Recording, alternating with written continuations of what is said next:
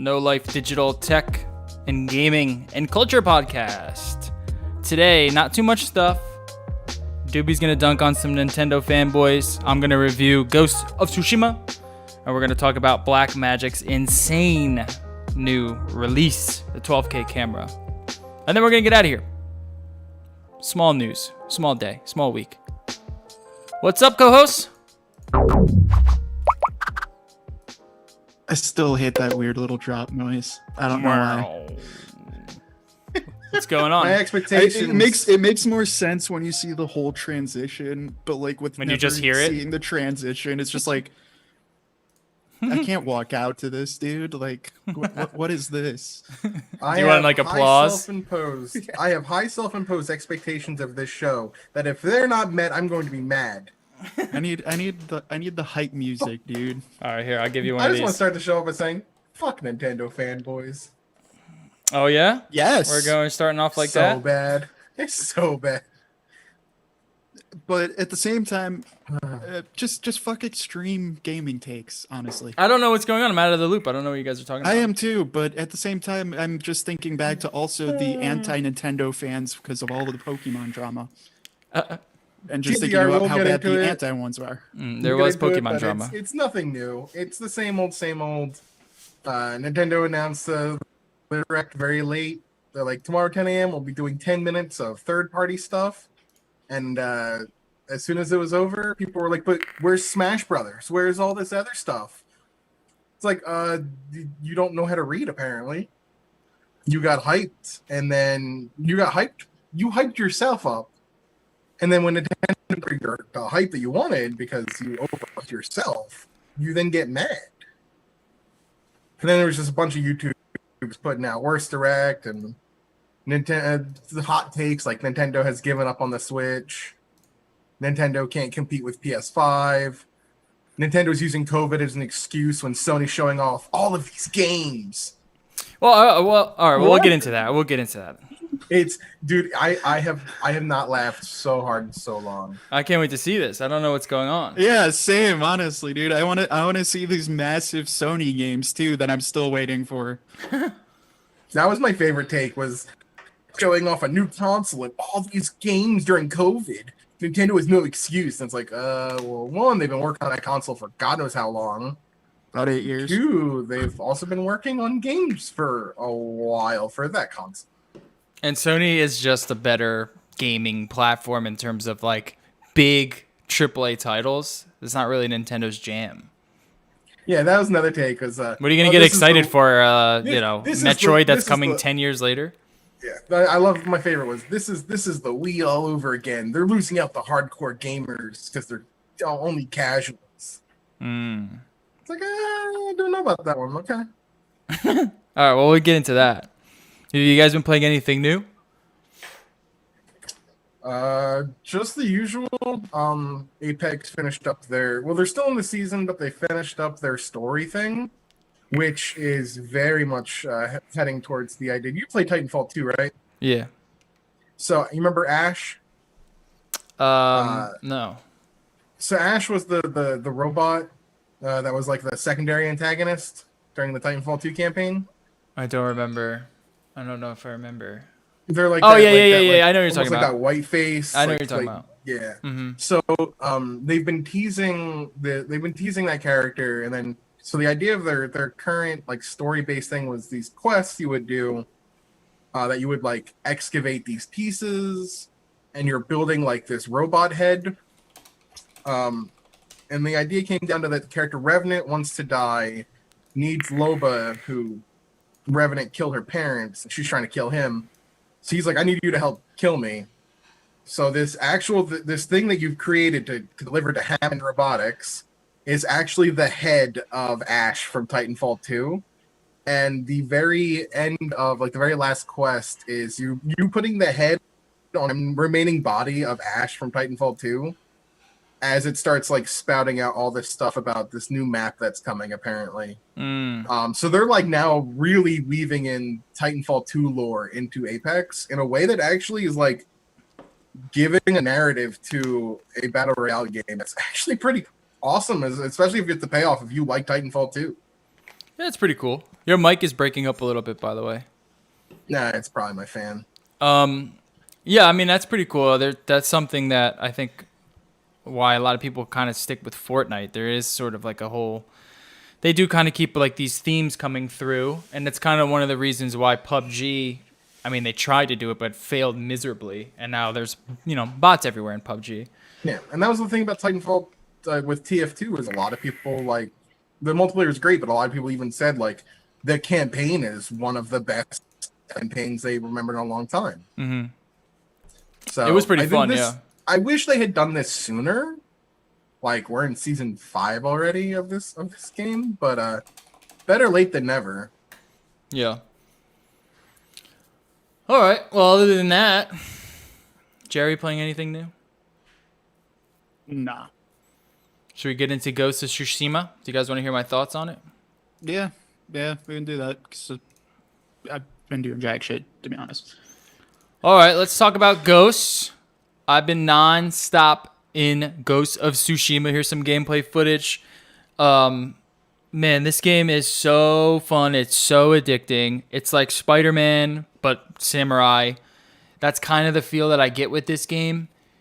Imagine taking Spider-Man PS4 and then just throwing like Sekiro vibes, Assassin's Creed vibes in this game, and that's kind of what you get.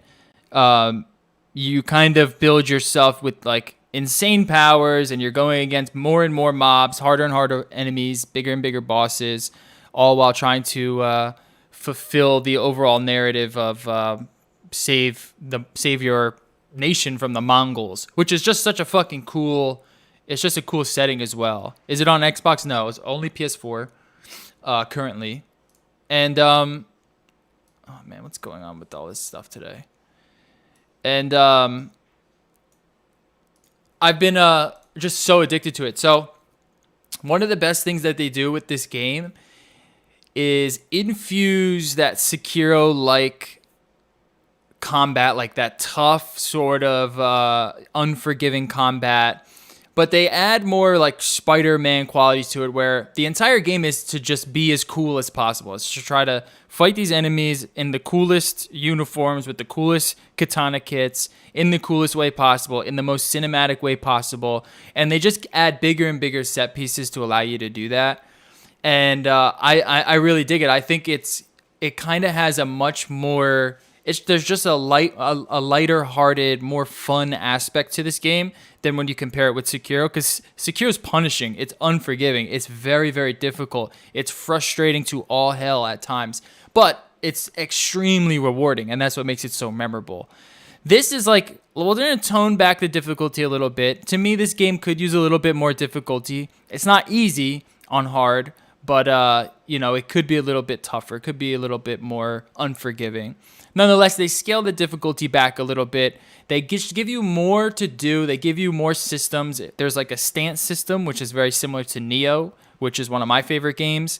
And you utilize your different stances when going against different enemies. So if I'll just rewind here. You see here, I'm going against this bow guy. Anyone can pretty much take out the bow guys. They're long range. Let me see here. So here you can see a couple enemies coming up. This guy has a shield, so you can fight the shield guys. You have to fight them with a different stance. I forget the name. I think the water stance is used to really kind of chip at them. You can use any stance to fight them. It just makes things a touch easier when you use the correct stance against the correct enemy type. Sword guys, you use the normal stance. They have the moon stance for the big brutes. And really what you're doing is trying to, on the fly, throw these really fun combos that you build out as you play the game. The more experience you get, the more unlockable combos and unlockable skills you can add to your arsenal. And you just build that out, and you just fight these bigger and bigger and tougher mobs while flipping stances, using your secondary attacks, using your long range attacks, using your stealth in the middle of all this, using explosions. And there's some scenes in this game where you're literally fighting like insane amounts of enemies. This is the camera mode, by the way, which is I've been addicted to. It's so fun. One of the best camera modes in the game. Here's a duel. These are probably my favorite aspects of the game. I'm sorry, it's just lagging a little bit here. These are probably some of my favorite aspects of the game. It's just one-on-one. You fight these bosses, and you don't get any special secondary weapons or anything. You just have to use your skill. And they're tough, man. They're actually pretty tough. They're really, really fun. They're very stylish. And they kind of add to the overall progression of the game, where they add to the narrative a little bit. There's a reason why you're doing these duels. You get a bunch of things at the end of them. My favorite thing is to just sort of run around looking for huge mobs to kill, finding these duels, and then just exploring the world. The world is gigantic. It's gorgeous, a huge, gorgeous world. Here's another duel, the Duel of Demons.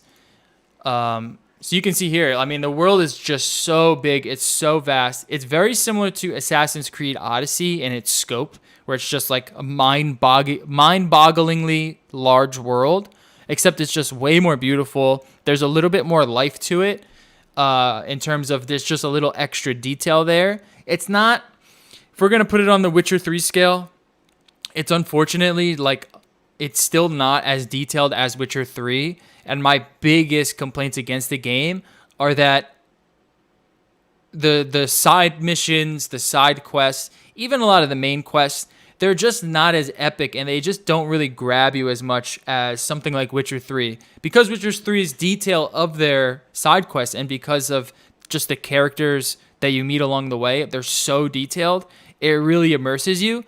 This is a lot more like an Assassin's Creed game, where it's just like, hey, I met this guy. Oh, now you have to do this kind of mission. Now you have to do this kind of mission. Now you have to do this stalking mission. Now you have to go clear out this fort. It's not like Witcher 3, where you're going to get, endless amounts of really unique quests that have you doing all sorts of things.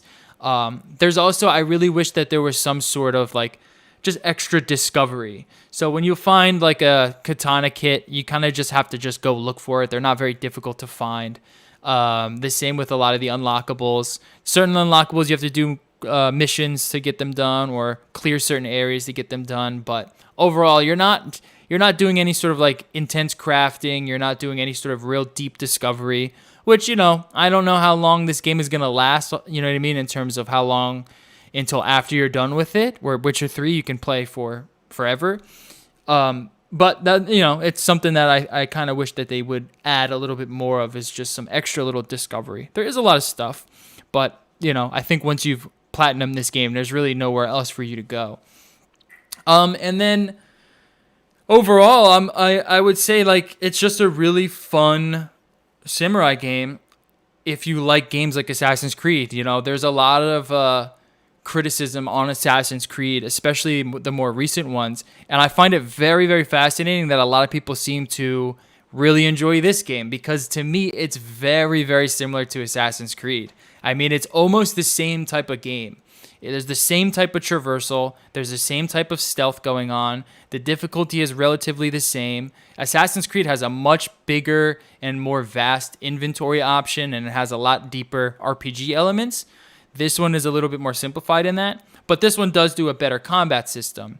So it is what it is. I just find it interesting that there is a lot of criticism against Assassin's Creed, where this is being reviewed specifically by the public very highly. And I wonder if that's just because it's a different name and a different type of packaging. And maybe a lot of them haven't tried out the new Assassin's Creed, but it's very, very similar. It's much more Assassin's Creed than it is Sekiro. And I guess to me personally, that's its biggest downfall.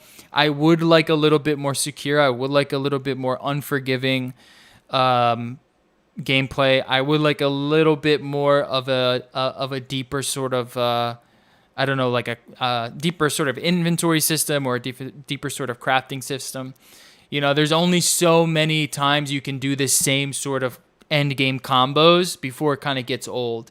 So for now, I'm having a really, really good time, and I do think it's up there in terms of like an 8 out of 10. It's really gorgeous. The story's pretty good for the most part, and I've been addicted to it. Like, the gameplay loop to me for so far has been really addicting. I just have a real strong feeling that once I've kind of completed through the main quest and like a good portion of the side quests, it's going to teeter off, and that's only going to be in the next, few more days. So overall, I've been having a good time, and I think you should check it out. Is it worth the $60? Is it up there in terms of Last of Us, in terms of Red Dead? No. It's. I don't think it's close to that. It is fun, but I don't think it's close to that. I will say it is nice to play a game, because I've been playing a lot of. I pretty much just ran through Last of Us as quickly as possible, which is a really long game, and it's just so intense. It's so tuned to the real side of things. There's a lot of like those like minute sort of like realism additives to it, like opening every drawer, there's an animation. With this, you just like run over something, you just press a button and he just puts it in his inventory. There's no like they gamify so much of it, and I'm happy that they did, because it just kind of makes that snappier. And it is nice to play a game after coming from Last of Us 2. It's just, the risk taking there it's more of like a safe game. There's not much risk taking going on. It's just a fun action game, and I think a lot of people are gonna have a fun time with it. I think this is gonna do really, really well. I just don't think it's a groundbreaking, award-winning game. It's not the Ghost of Tsushima that we were very excited about getting. I think we were all looking for like a true samurai simulator. This is more like a samurai Assassin's Creed, and that's kind of my ending opinions on it. So there you go, Samurai Assassin's Creed, fun, a blast. I love the Assassin's Creed. I love Assassin's Creed Odyssey. I love the last Assassin's Creed. So this is no different. It's just nothing. I don't think it's anything more than that. Assassin's Creed with a better combat system. That's what you got. Okay, what do you guys think? You guys gonna pick it up anytime soon? Not soon, but yes. Like, no, I want to try it. It looks beautiful. It is beautiful. Be a samurai sword person. Assassin's Creed sounds okay to me. I'm not the biggest Assassin's Creed fan, but like $20, hell yeah, I would usually buy them and just whip around them for a bit. Yeah. Maybe this one does interest me a little bit more, because at least it seems a little bit different, where it could be more fun. I don't know. It is more fun because the combat's more fun. You know what I mean? Like that, yeah. Yeah, the combat is more fun. The selling point of a lot of Assassin's Creed is the story, and if you don't care about the story, then like it's fine. And a lot of what Assassin's Creed has lost is the stealth options, which this does bring to you, but we're not getting Metal Gear Solid. The stealth options are you're crouching in the grass. As soon as you go into the grass, they don't see you for some reason. It's not like Last of Us, where like the dogs can sniff you out, where if they come even near you and you're in tall grass, they're gonna see you. You know what I mean? Like, it pushed the bar so far with stealth. It's like you play this, it's like, oh shit, someone saw me. They're 5 feet away from me. I can just duck in this grass and they're not gonna. It's just like a very simplified, easy stealth system. I wish they would have pushed that a little bit further. It's kind of like this stealth Assassin's Creed that you got on like old Assassin's Creed that they kind of pulled away from. They didn't really add anything new to the stealth stuff. And I don't think a lot of people are even going to do a lot of stealth. I think you're going to end up having just way more fun. Game, dude. You have a giant sword. Let's go. Yeah, slash. That's what a lot of more people are going to be doing. Some of the stuff I've heard is that people wish that they could have had, depending on what choices you make with being stealthy and sticking to the code of the samurai, is like if the story had changed with that. Yeah. Because they always bring up the whole idea of like honor. Yeah. But it doesn't really stop you from doing ghost stuff. Yeah, I don't know if there are multiple endings. I thought I saw somewhere that there were. By the way, Doobie, can you turn your mic off, turn it back on or something? You're still kind of having like a choppiness. Give me a second. And Cartesius brings up a good thing I'm going to get to in a second. But there are like Which always look really fun. Yeah, they always talk about in the game while you're playing it, like a samurai never stabs in the back. A samurai never, he always kills an enemy while looking him in the eye. And I don't know if there are multiple endings, but that would be cool if there was some sort of like dichotomy between the two. Because it is like the ninja versus the samurai. That's kind of what he's battling in the story. I don't want to go too deep into it because that's where most of like the good story takes place. The whole Mongol story is interesting, but it's like, it's any other faction-based sort of story. Cartesius brings up a good point, the camera thing. The in-game camera in this game, it is bad. I would really like a tweak to it. It gets lost in the woods all the time. You're swinging it around. It's just because there's no lock on. You have to take control of the camera. You're going to constantly get the camera stuck in places that are just so annoying and frustrating. But the thing is, it's like once you kind of understand the gameplay loop, You can almost play this game blind. As long as you can see where the enemy's coming from, it's pretty simple. It's pretty easy to kind of master. So it doesn't, once you get a little good at it, you can kind of manage the camera a little bit better. I wish that they did a better job of it. I'm not sure how they would do it. I guess a lock-on system would be the best way, but I understand why they didn't add a lock-on system. I don't know. Maybe they're going to add some tweaks to it in the future or some updates to the camera, because I know a lot of people have been complaining about it. But overall, I think it's fun. I think a lot of people are going to have a great time with it, and I'm curious to see what the reception is going to be for the next Assassin's Creed, because it looks interesting. It looks like, Ghost of Tsushima, but Vikings. You know what I mean? And I'm just always fascinated to see what the reviews are. So there we go. There's my Ghost of Tsushima. Just get the sword and just go guns blazing. Don't do any of the stealth. It kind of gets boring after a while. Just try to kill as many bad guys many Mongols as you possibly can all at once. Here's the cool thing, like you do these duels, you do these standoffs, which are fun. There's a skill that you can get that scares the other enemies if you kill someone in like a pretty horrific way. They kind of go, oh shit. They kind of fall down. And the game is beautiful. That is 100% true. It is one of the best looking PS4 games, which is crazy, huh? It seems pretty good. From what you're describing, it does sound kind of cookie cuttery.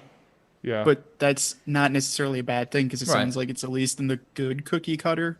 Yeah. Mold. Yeah. No, I'm not saying it's I'm just saying it's not really pushing the boundaries in any way. It's a super fun game. A lot of people are going to enjoy it. There's not much to think about. You know what I mean? That was Spider-Man to me. Exactly. It's just a really good, fun game. Exactly. It's just Spider-Man, but samurai. I'll say everything I've seen of Spider-Man had a way better story, though. I will say that. Everything I've seen of Ghost kind of just makes me want to Sekiro 2. Yeah.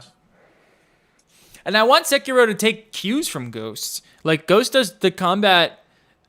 It does the Neo combat, I think, better than Neo does.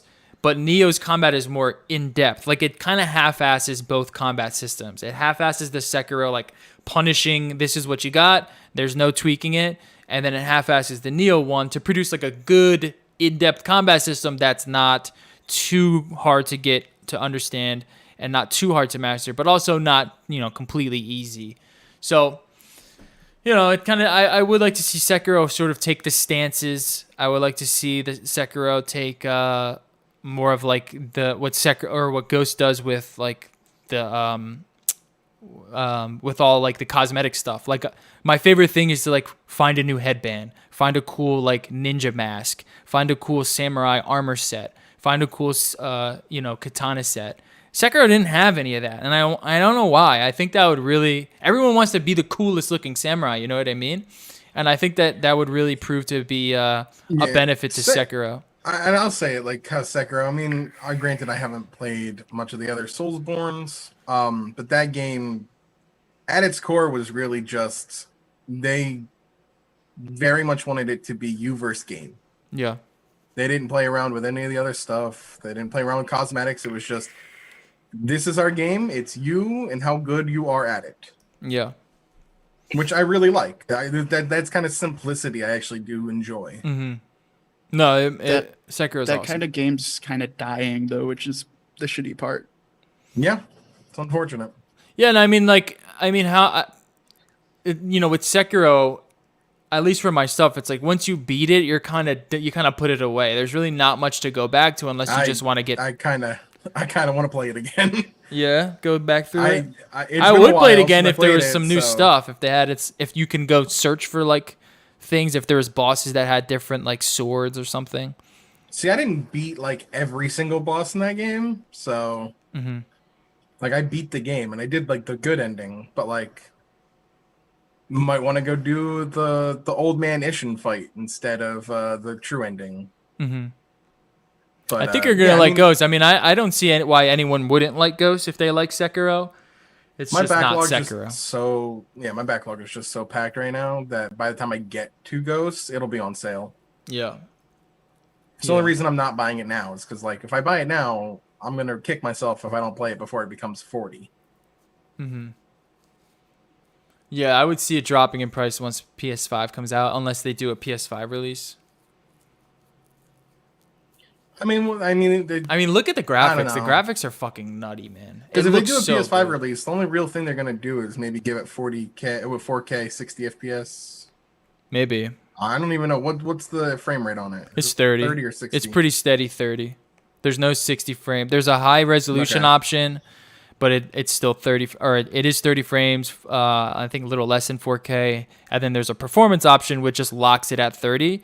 But I play at high resolution, and I've only had it dip maybe once. So I would just stick to high resolution. So PS5 might not give you the 60 4K. I don't know.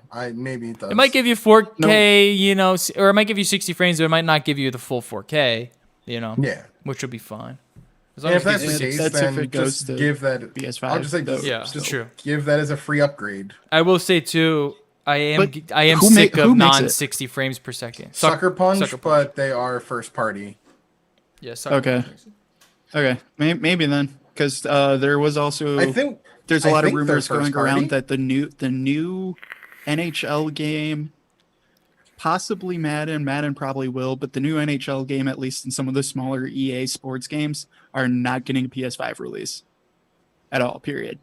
It's just going to be PS4, and then they'll be backwards compatible for the PS5. Huh. Interesting. So I'm wondering, we might start seeing more of that too, of just like, hey, for like we're one not more going to year. bother upgrading it, but it will still run on it. Right. Interesting. Because if Sucker EA is doing Punch, that, like, Sucker Punch is first party. They were acquired by Sony in 2011. so yeah, if it really is first party, they'll probably have an update for it, hopefully. But at the same time, like, Sony's basically let it up to the developers, but that has never said anything about their own. I can see them That doing makes it sense? just because the game is selling well. I think it's going to sell well continuously. I think people are going to like it. I think it's going to sell really well once it goes on sale. It's kind of coming right off the heels of Last of Us, which is so fucking monumental. It might damper it a little bit, but I can see this coming to PS5. I hope, because I'm, like I was just saying before, I'm sick of playing 30 frames per second console games. It's time to stop this. Like, Neo runs at 60 beautifully, and like playing Neo is great. I don't really care about going up to 4K with Neo. I think it does 4K, but I much rather the frame rate. I think this game would look even better if they tuned it down a little bit and gave it a 60 frames per second feel. Nonetheless, it runs pretty good, and it looks really, really beautiful. So I have no qualms with it. I mean, imagine Sekiro on 24 frames is the future. No. Stop this. All right. That's all I got for Ghost of Tsushima. I have been doing like little clips and little edits on Twitter. If you guys are interested in checking that out, make sure you follow the Twitter. I might upload them on YouTube as well. I've been following this guy, Suni Legend, who creates like really fun clips of his gameplay, and he makes it look really cool by just editing cool stuff to it. So I've been doing some of that stuff, and it's been fun. All right, let's get into news. Nintendo Direct Mini focuses on third party, shows off 4 games. Shin Megami Tensei. That was the kicker. Yeah. So before we get to Shin Megami Tensei, which is my if you're an SMT fan, you were going crazy for this, but they opened it with a DLC for Cadence of Hyrule. Really cool character pack, 39 more songs, then story DLC coming in October. That's cool. I mean, it's cool. It's nothing fantastic, but it's cool. Then they showed off some Rogue. I don't even know what the hell this game is. It looks like a Valorant. A stylish new shooter, dude. I don't care at all. Then they showed the best game, WWE Battlegrounds. Game breaking. This is the game that's going to revolutionize the industry. And by that, I mean, this is probably the worst game ever made. This thing looks like trash. Dude, Rogue Company's from High Res, so take that as you will. Yeah. And then they were like, all right, here's the 4th game. By the way, they said it was 10 minutes long. It was actually 8 minutes long. The Japanese one was 10 minutes long because they had they showed a few more games in the Japanese one that actually look good. Few more indies, really. But then they showed that we're getting Shin Megami Tensei 3 Nocturne HD remaster, which Jerry's gonna love. Dude, yeah, I'm still over here in fucking W2K Battlegrounds, my dude. This is magic right here, dude. I will say that this is a way fucking better game than SMT3 remaster. SMT3 Nocturne is a fantastic game, albeit very difficult. Somebody once asked me what the difference between Shin Megami Tensei and Persona is. The answer is easy. It's a harder game, and it doesn't have the weeb shit. It's mostly post-apocalyptic, a lot of religious imagery, and it's law versus order, like chaos versus order.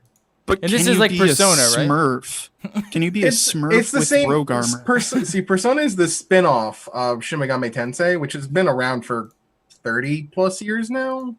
Like it's been around. But it's like NES. The same kind of game. It's very similar in that you have your demons, you fuse them, you summon them, and kind of like demonic Pokemon. Okay. The only difference is instead of like high school friends who are taking on the world, it's usually the best part of Persona. It's post-apocalyptic. The world's usually pretty much destroyed, and then you have to play the role of creator. You make decisions that influence whether the world will be created with law and order or with chaos, or you can go neutral. They usually have 3 routes. Okay. And they're known for their difficulty. We've been joking. So when the Switch got announced in 2017, they showed SMT5 was going to come to the system. And then 2 years ago, we got another small 1-minute trailer, and then they've been silent for 2 years. So we've joked for the last year and a half that it's vaporware and that it's never coming out. And it's actually not real because they're just milking Persona. And now for 3 years, you finally get a 1 minute and 30-second trailer. The big news is that not only is it coming out in 2021, but it's getting a simultaneous worldwide release, which is not common for Atlas. Usually we have to wait a year. Hi-Res made Persona Smite. 5. Sorry, I interrupted you. Go ahead. That's fine.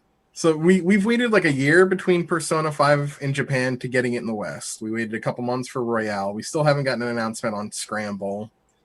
Generally, there's a gap in time, but now that they're doing a simultaneous worldwide release for SMT5, going forward, that should be the plan for their mainline titles. Like a Persona 6 should be simultaneous, which means we don't have to wait anymore for it in the West. It might take a little bit longer for the Japanese audience to also get it, but we're on an even playing field, which is a really big thing for what you would call a niche audience in the West.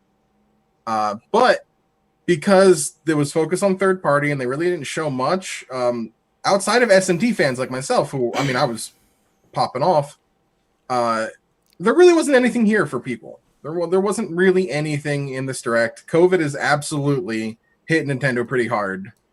And you can tell because they haven't done a primary direct and they're doing these little mini ones. By the way, they said in the tweet when they announced this thing that it was a mini direct that was focusing on third-party partners.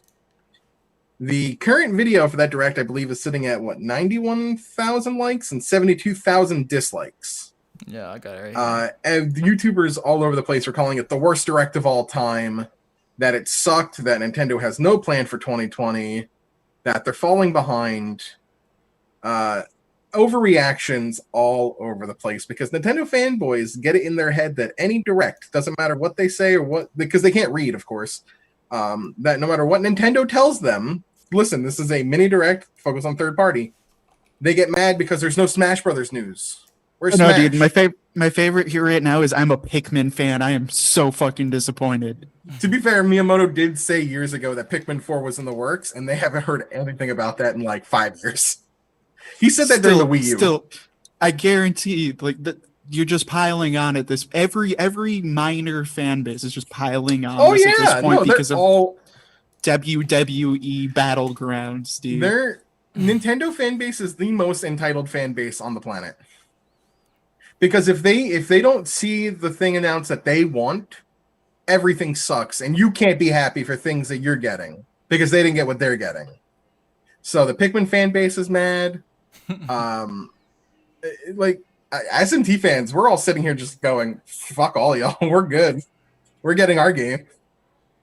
But Nintendo fanboys are just some of the most annoying people on the planet.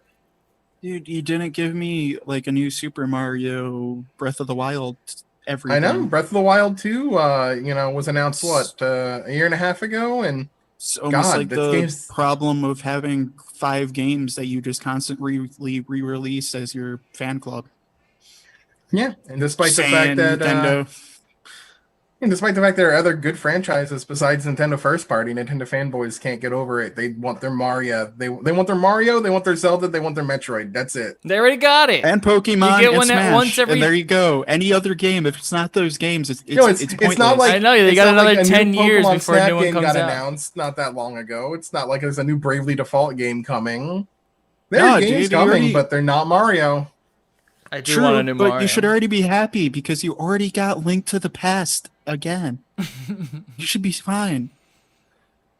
Yeah, I mean, then they complain. Yeah, then they complain that they're not getting. Where's our GameCube Virtual Console? Nintendo never said they were going to give that to you. 1, 2, you're just building yourself up for disappointment. Yeah, and then you get mad at them for being disappointed because of your unrealistic expectations that you've put on yourself. I always found the Nintendo fanboyism very interesting. I just don't. They don't have the release schedule that PlayStation and even Xbox has. You know what I mean? It's like you get one Mario a system, you get one Smash a system, you get a. You don't always get one Mario a system. We had Galaxy 1 and 2, which are some of the best games. Honestly, they're actually some of the best Mario games. I will say I do feel like we're due for another Mario pretty soon, hopefully. But I'm not really expecting it. That's the thing is like Nintendo is also a company that, generally speaking, I just don't expect anything from Nintendo. Well, they don't like to announce things and then have to delay them and then have to push them back. When they announced Animal Crossing and then had to push that back a few months, their stocks went down.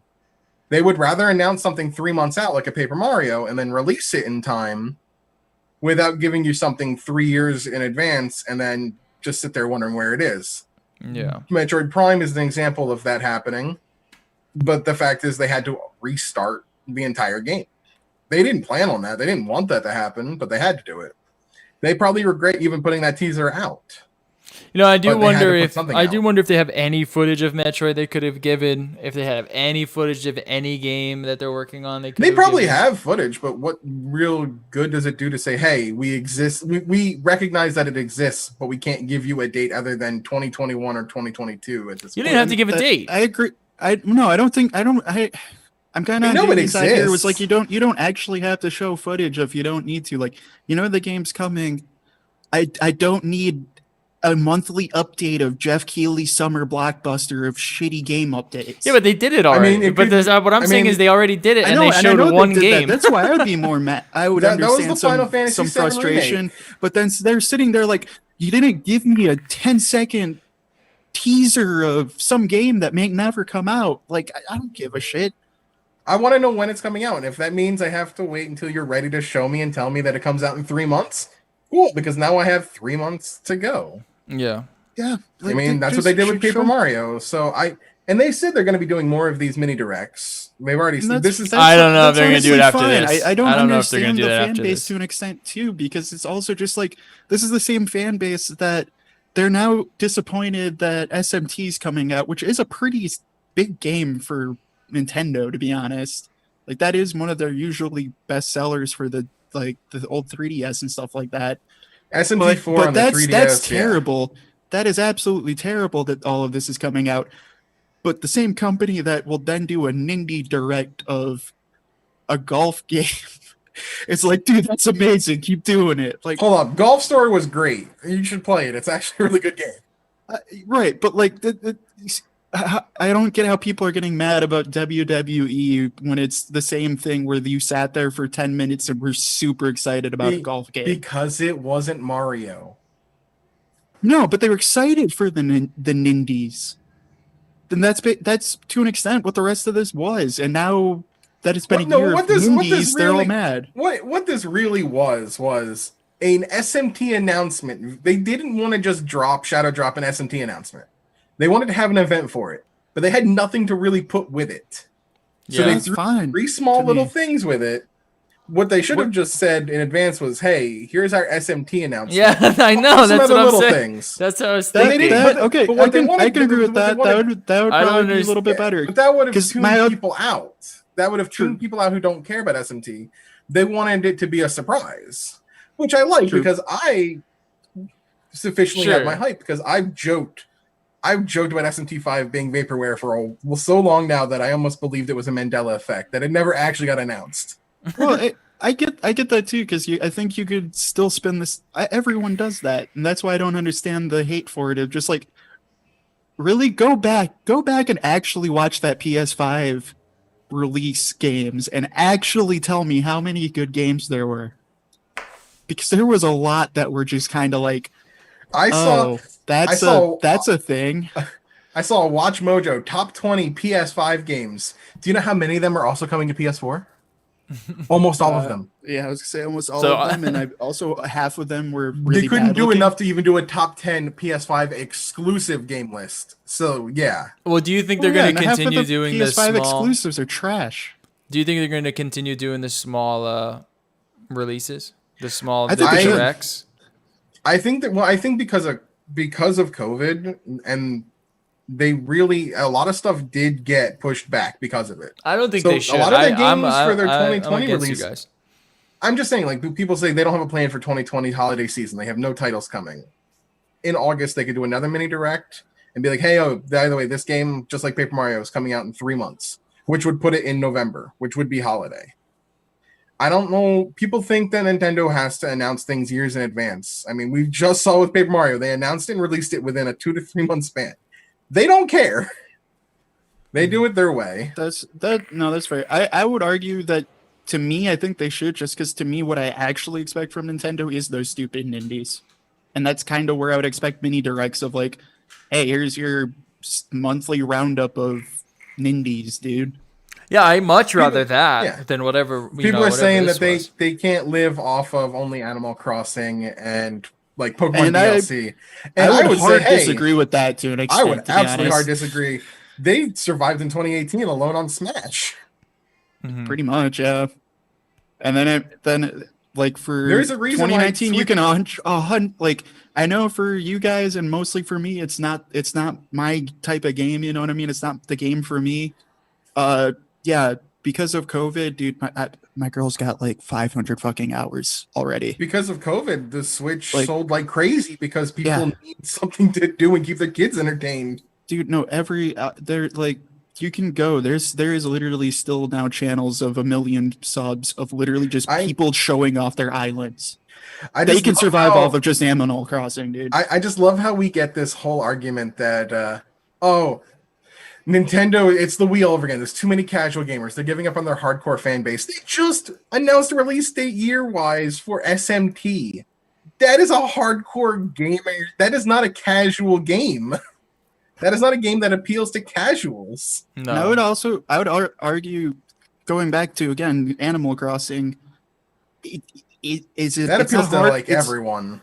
It appeals to everyone, but to say that that's not a big release or there isn't like a hardcore player base for that, I think is really wrong too. Because yes, it is a more simple casual style game, but it is one of those time sink games of no, if someone is an Animal Crossing player, like that's what they do. That is their life. It's like fucking rabid. It's a very rabid fan base. Like you were saying, I find it insane after like the Pikmin fans are all mad now.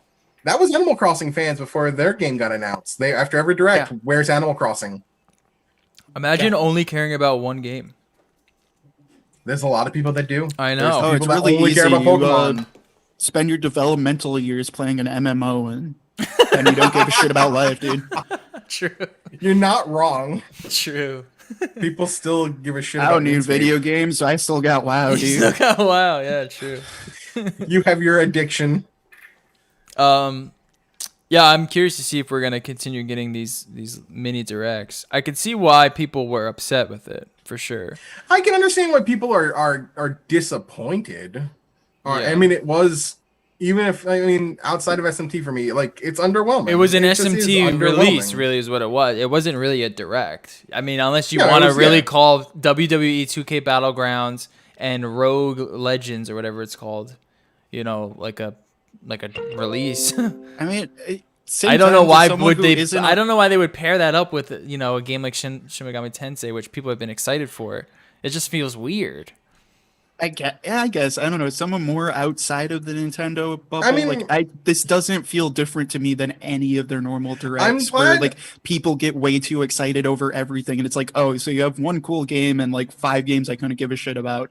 That's what they did here. Yeah, but this feels more like we have Shin Megami Tensei. Maybe it was like a Persona Golden or whatever, and then let's also showcase like 2 mobile games. You know what I mean? It was just like, well, this is very odd. I mean, that was the surprise was getting Nocturne HD. It's also coming to PS4 as well as Switch, so as a multiplat. But I mean, if you haven't played Nocturne, if like I don't know, you've always said that you're in for like more RPGs sometimes. Mm-hmm. I would say if you like mechanics heavy RPGs, if you like games that are challenging, to check out SMT. If you like Persona as well, but you want something maybe a little harder, not necessarily grindy, but something that definitely is, you can die in the tutorial. Yeah, I'll tell you that you can in SMT3 you can die in the tutorial fight. Yeah, I've been aware of it. I've never jumped into it, but I am fascinated by it because I did love Persona as my first real introduction into that type of game, and I only knew of it from Persona. So I'm definitely going to be interested in checking it out. I don't know if I'm going to pick it up. Shout out Loco. That's his jam. Is SMT. Oh yeah, it's like his favorite game. Period. Oh right. One of my all-time favorite. So the popularity of Persona in the West has led to this. I remember when the dungeon crawling game Strange Journey got a redux, a remaster essentially on the 3DS. And there was one review site that I read was like, SMT, the spin-off of the Persona series. I was like, hold up, what? Did that trigger you? You better put some respect on that SMT name. That thing's been around 30 years. Persona's the spin-off. I know it's more popular. But it also makes sense. Power of anime. I think, okay. Yeah. But okay, that can also make more sense why people are frustrated to me. But it's also the weird. We could loop back to what we were talking about earlier with Sekiro 2 versus Ghosts. So okay, the hardcore ass game got announced, and people don't care because people actually want the softcore Assassin's Creed. Mm-hmm. That's what it sounds like to me. And then they released a bunch of other games that no one cares about. That sounds like Nintendo Direct to me. They want their anime waifu simulator. Yeah. Except this time it was just too hardcore of a game instead of the Pokemon. Sure. Demonic Pokemon. Yeah. All I know is I'm excited for that. And it does kind of suck. I think we'll get more. I am concerned with what Nintendo is going to be releasing anytime soon. I guess we're not going to get much this year. I think they'll drop. Same with last year. Same with holiday. They'll definitely drop something for holiday. I think at the worst case scenario, if that Super Mario 3D collection is real, they'll probably bank on that being their holiday seller. What was last year? What will sell.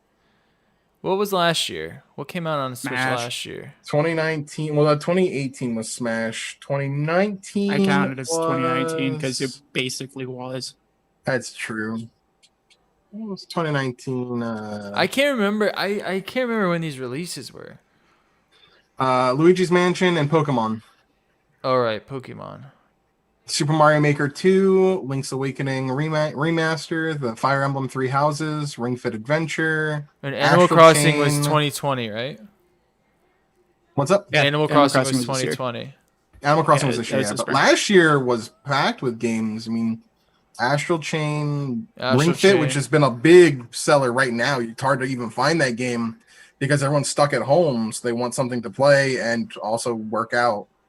So I've seen Amazon have. Yeah, I'm trying to just think like, what do we have for 2020? It's really just Animal Crossing and Super Mario, Paper Mario, is what I can. 2020 think was of. Paper Mario, Animal Crossing, Bravely Default 2. Well, Bravely Default 2 and No More Heroes 3 are listed as 2020, but we don't know if COVID has now pushed them to 2021 yet. There's been no official word. But yeah, 2020 so far outside of Animal Crossing and Paper Mario has been very light. Yeah, and if you're ever going to compare Nintendo to PlayStation, I think it's just two different things. And I would be for like an actual gamer, not really a casual gamer. Most people who have a Switch have another console. They have a PS4 or an Xbox. To be fair, it does feel like it's been an on and off again kind of like cycle for Nintendo. Like 2017, they came out with the heavy hitters when they released the game. Yeah. When they released the Switch. 2018, they were held up by Octopath Traveler. Love that game, but like that's not a huge game. ARMS though. Yeah. Smash, No, wait, the ARMS was 2017. That was 2017. Mario Tennis Aces was 2018. Yeah, I played a lot of that. Pokemon Let's Go, which did sell. It did sell, but I mean, it was essentially a Kanto remake. And Smash. That and not even their really 2018 Pokemon. was very light. Like their 2018 was light. Their 2019 we saw was pretty loaded. Their 2020 has been light. Their 2021 definitely seems like it's going to be loaded. Yeah, they're very it seems like they're on like and off again yearly cycle where like our even years have been slow, but the odd years have been lots of games. Yeah, I wonder if there's been a lot of. I mean, we've been talking about Nintendo a lot recently in terms of like their plan. Like their investors are worried about what's going on, their online plan, the way that they're gonna deal with next gen. And I'm curious to know if Nintendo's feeling the heat because we have been talking about them recently a lot more than any other year. I don't think so. I don't think we have either. I think we've had this conversation like literally every year since we've been on this show. I think they've made. I think they're making plenty of money right now. I don't think they're too like worried. No, I'm not really talking about money. I mean, I'm more talking about their answer for the next gen. So if you're an investor, how are you gonna put like what's next? You know what I mean? Well, that's the thing with them is that they're not. It's so hard because like you can't really compare them on the timeline wise of the current gen, right, or the next gen, because they released their system in spring of 2017 during that current gen.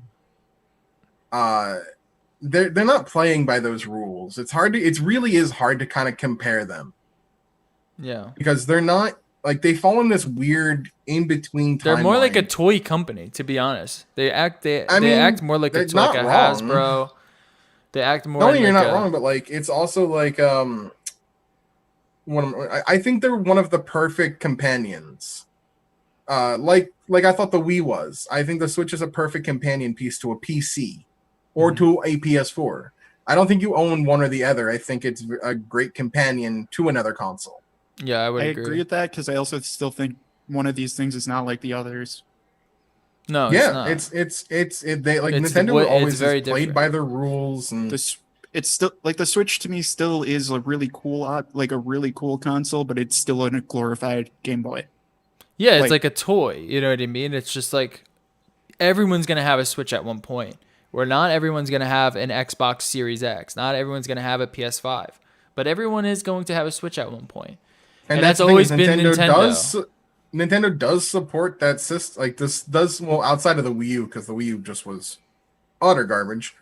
They generally support it with high quality first party titles that you can only get on their console. Yeah, it's just not. I mean, even the Switch, 3 years old, has a really good library of first party games. But as far as where they're going to go, we'd have no idea. Yeah, I would like to see like a Pro Switch option. And that, I mean, could very well be a thing, but they're gonna hold that close to their chest. They're not gonna let leaks happen with that. I wouldn't imagine. I don't know why. Now would be the time to put that stuff out there. I mean, Nintendo's always been a very close to the vest company. Yeah. But also, it could also be like the wrong. Well, I don't know. That's a hit or miss. It's the right time to put it out, but it's also the wrong time. Just because of, like I was saying, it's a Game Boy to me. So when I'm thinking of it, when I think Switch, I think mobility. And the last thing I'm thinking about with COVID is leaving the house. Yeah, but I have to be kind of forced. But at the same time, you're also playing more games now than you ever are. And not only that, but it's like I would be much more inclined to purchasing a Switch next year, a Switch Pro, than a PS4, PS5 Pro, and Xbox Series X, just because there's the first year of like these new next gen consoles is generally pretty slow, and just having a beefed up Switch would be pretty nice to see.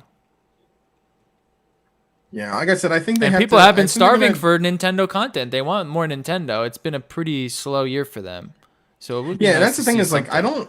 I don't hear I hear a lot more about the content and less about the hardware and what people want. Like outside of like you, but I generally don't hear rumblings from the Nintendo fan base that they want Yeah. a super beefed up system. They would rather just have more content for the system they have. Yeah, and I would agree I with would, that, but I also would do. I mean, my yeah, I Switch mean, I'd is come want like, on. I'd I want would a like to beefed see up a one, beefed up especially if version. you could finally fix the fucking Joy-Cons. yeah, they're squeaking. The That's battery so is bad. The just not drift holding is a so bad. charge. I mean, there's so much Dude, wrong with it. It's using a early, plastic screen. earlier, So my I stick with left my Pro earlier controller. I today. love this Yeah, thing. no, literally earlier today, I was using it handheld. The in the middle of a game, the left while the controllers were on the system, you know what I mean. The left Joy-Con just seemingly decided it was no longer connected to the Switch, Oh, fun. and I had to quit the game and go and update the controller's firmware for the Switch to recognize that it was connected again. And that's, I mean, I don't know. I'm just speaking from personal experience, but like, And this is downloading that another update is thing- probably not a fun experience. No. It was actually really This- quick, I mean- at least, but Oh, still, okay. why does that just happen during the middle of the game? Sure, I can deal with the fucking stupid drift, since it, of course, drifts, but now the left one's just like, I'm just gonna disconnect. Fuck you. So like I said, Persona 3 is coming, like Nocturne is coming to the Switch. And it's also coming to PS4. And I'm like, you know, it's probably gonna run better, it's probably gonna have better frame rate, it'll probably like perform better on the PS4. But then I realized I loved playing SMT4 on my 3DS. I like lying in bed and playing these games. You like lying in bed playing anything. I'm thinking this like the Switch, I might just buy it on the Switch because of that. Like the mobility factor still is a selling point for me. I would, for these types of games, I'm definitely getting them on a Switch. For a game hell like yeah. Ghosts and anything like that, they're gonna be Yeah, on the Especially highest. if you say it's Pokemon related, Switch 100%. Yeah, any game that Yeah, has like it's so- JRPG graphics, just get it on the Switch. It's gonna run It's beautifully. so easy to just get in and play for an hour and then just put it Then you down. Or if you're in That's why I on want. train or That's why I want a better pick it up, go Switch. sit outside. you on want the better back battery deck. life, really. No, I also Yeah. want a beefier Switch because I do want to play some of these other third-party titles on the Switch. I would if every PS4 game could run on the Switch, I would just buy it on the Switch. There would be no, you know what I mean? Like that's really what I really want out of the Switch. Just more It's- compatibility to it would really kind of, I think. You want It's really you funny want how Game Pass. much. Huh? I was You want saying, Game it's Pass funny on the how Switch. much. Yes, I want Game Pass on the Switch. I That's want it never all. gonna happen. I Even would Phil play all Spencer of my says games that. on the Switch. All of them. Imagine What Last I'd of Us say is 2 on the like, Switch. I say, well, what I'm saying is like, God damn, I just lost my train of thought. You want Last of Us 2 on the Switch, and that's what I want too. And I'll spend $400 on that console right now, Nintendo. I think I have to definitely up that battery life. I will say they need to next time they do a Nintendo Direct like this, just say, "Look, we're releasing Shin Megami Tensei." I think more people wouldn't be so. I mean, look at this guy. This guy's real upset. This guy. Yeah, here. don't just say third party. Specify who the third party is at least. Be like, we're going to be focusing on third parties with our big feature being Atlas. That at least gives you some expectation. You don't have to say SMT, Sure. but just say No, Atlas. that's a good idea, and that I think it is also harder for them to do that, and that's why I could see more people being disappointed in this. This is something we have noticed over the summer is more of the Jeff Keighley bullshit show of like since there's no E3, like it's gonna be harder to do Definitely. a mini direct when like okay, say Ubisoft's got a game coming out for Switch that Yeah. you'd like to have for a direct. Ubisoft's just gonna do it themselves. Yeah. This is something that would probably have been at E3. Like this is an announcement Yeah. that would have been a big thing at E3, but there was no E3. And then And- everyone else pulled out and said, "Hey, we're gonna do our own." And then Yeah. COVID happened, and it's just, and I mean, there was a translation of something that I think the Nintendo president said, where a lot of people thought he said that that COVID isn't going to affect them that much. The actual translation came out like a much better one. COVID that is actually affecting does say us COVID very is much. really affecting us. It may delay games. That's a very different. It's a very different outcome. message. Yeah, like, Nintendo. They need some PR. That's what ultimately Nintendo needs a little bit better PR or a translation department. Maybe that's what they need.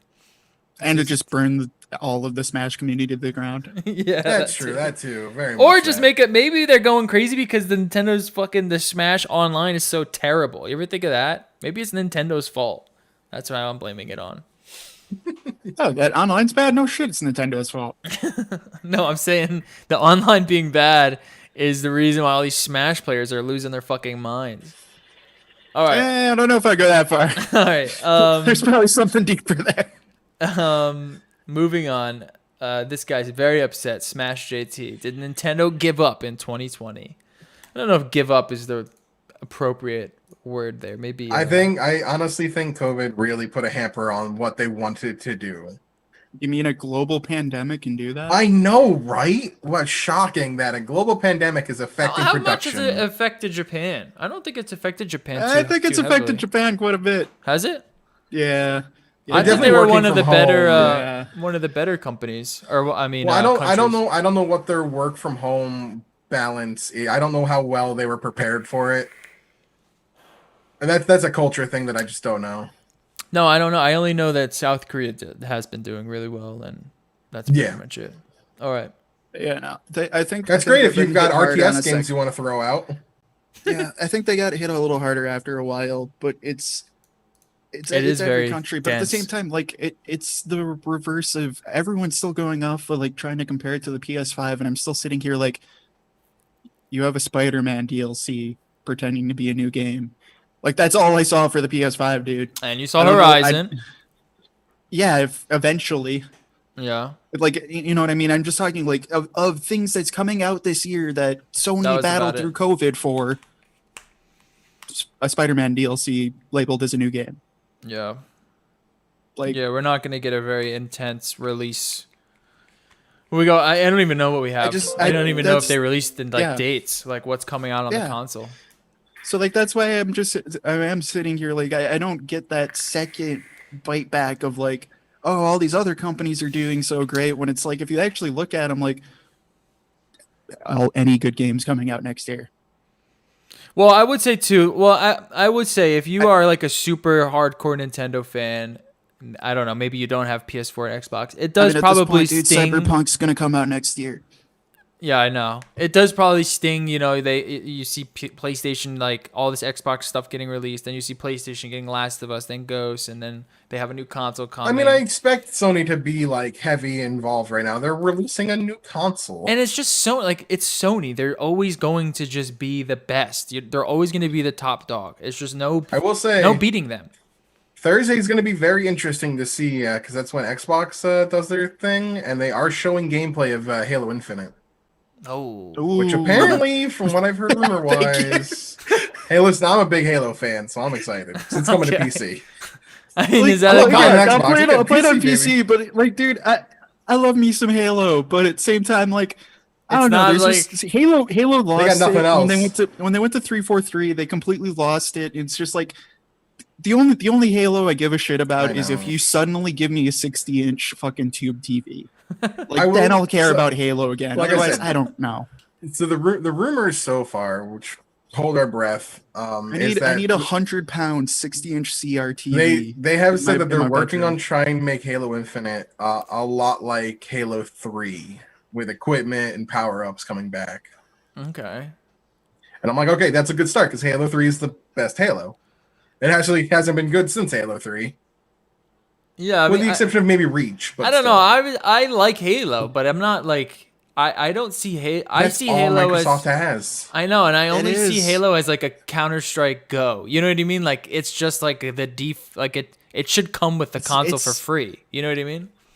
Yeah, but at the same time, I don't even know if I'd see it as CS anymore. Just because like CS to me, the CS nailed basics, so you can always go back to it because it's just fundamentals of good shooter. You know what I mean? So it's just simple, and you can always go back to it.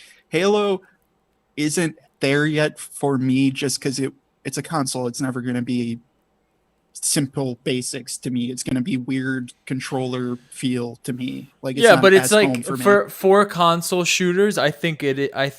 That's how I see it. I do think it is, but it's also like I don't care for a new console shooter for me. Like, that's how I feel personally. But it's also like I Unless it's also like played way too much Halo 2 and Halo 1 and a little bit of Halo 3, where it's like I will say that I'm good, dude. I'm good.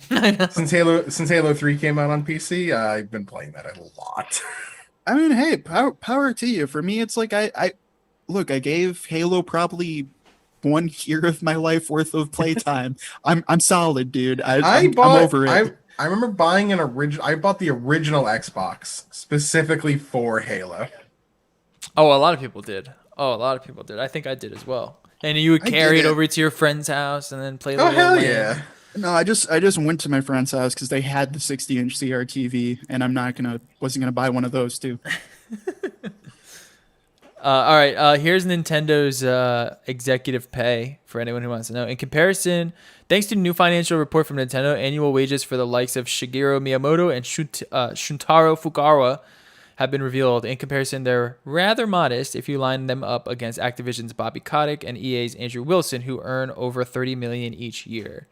So Miyamoto makes 1.8, Shinya Takashi made 1.24, and Shuntaro Furukawa 2.4 million, and they made most of that money in bonus. That's where they get all their money from. They get about $1 million in their basic income.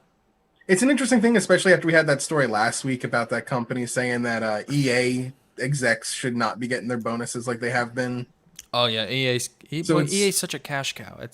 I wonder how much of this is like a big culture thing as well. It'd be. It could sure. be, but it is interesting where it's like, okay, Nintendo, I'm pretty sure is very close in valuation to probably like an EA. You know, like they're probably not too different there for all of Nintendo. Right. And then one is getting paid like their who's got a contract really close to that. Like above EA, Matthews. So the head of EA is above Matthew Stafford, but below Patty Mahomes. That's like pretty close to Patty Mahomes. And Miyamoto over here is fourth liner on an NHL team. Yeah, he's making kicker money. Yeah, he's making kicker money. Yeah, it is kind of interesting when you put it that way, actually. Yeah. That is pretty interesting when you put it that way. Like that's kind of what it is. You would think EA would be up there. Bobby Kotick is Patty Mahomes, while Miyamoto, who you could very, very easily argue has done way more for gaming, period, and has done way more to actually grow a business, is sitting here like, probably actually deserves $30 million. I'm a fucking fourth line center on the worst hockey team in the league. Like, I'm also curious how much like Miyamoto has in stock and how much, you know what I mean? I don't think any of this takes into account any of that. Sure, no, yeah, that kind of stuff. They wouldn't probably make that private either. And I bet you it's a lot. It's probably way more than. Oh, I mean, he's been with the company for how many years? Like, yeah, he's probably most of his life. He probably is just like, oh, you're still paying me money. That's nice. You know what I mean? Like he's made so much money over the years. He's good. All right, imagine being like that's the type of CEO that I think is so fascinating. The ones that are just like, oh, you're paying me a paycheck. Oh, okay, I guess I'll take it. All right. Games Pass won't appear on other consoles, Phil Spencer says. So we're not going to be getting a Games Pass on Switch. I find it crazy that he even has to say this. I know, right? Like, it really does seem silly. But it makes sense. I think this is Microsoft's biggest thing they got going for them right now. Games Pass is so goddamn good, dude. And they need to keep the momentum on it. Keep dropping these awesome indies on there. These games that like every time we say like, oh, well, you pay $60 for it. No, I'll pay $30. No, I'll pay $40. Those are the type of games that get on Games Pass. And then you just wrap it into your subscription fee, which is only $15 a month. Oh, what a deal. I love it. I would like to see it on all the other consoles, but as long as it's on PC, I think most people are really happy with that. It would be nice to get it on Switch, but how would that even... Oh, I guess they would stream it, right? That was the idea. They would do some sort of xCloud streaming to the Switch to make it run. Oh, and then I definitely probably wouldn't actually want it then. No, not on Switch, unless it was good. Unless they did it in a good way. But I guess that's a pipe dream anyway. I still have I don't think we're there yet. Basically, of just infrastructure wise for streaming to be that good. Especially trying to stream it to a Switch. If Google can't do it, then we're still a ways out. You know I what mean, I mean? dude, Even it's partially NVIDIA? Google, but it's just, yeah, like it's the idea of Microsoft could probably do, but it's just an infrastructure thing where you're also then relying on sending it to someone's home who has anywhere from a 10 to a gig internet connection. How good's your router? How good is the Switch Wi-Fi chip? Because I also wouldn't be surprised if the Switch Wi-Fi chip suddenly like Wi-Fi 4 and can do fucking 50 megs. No, You I know what I think mean? it's Wi-Fi 4.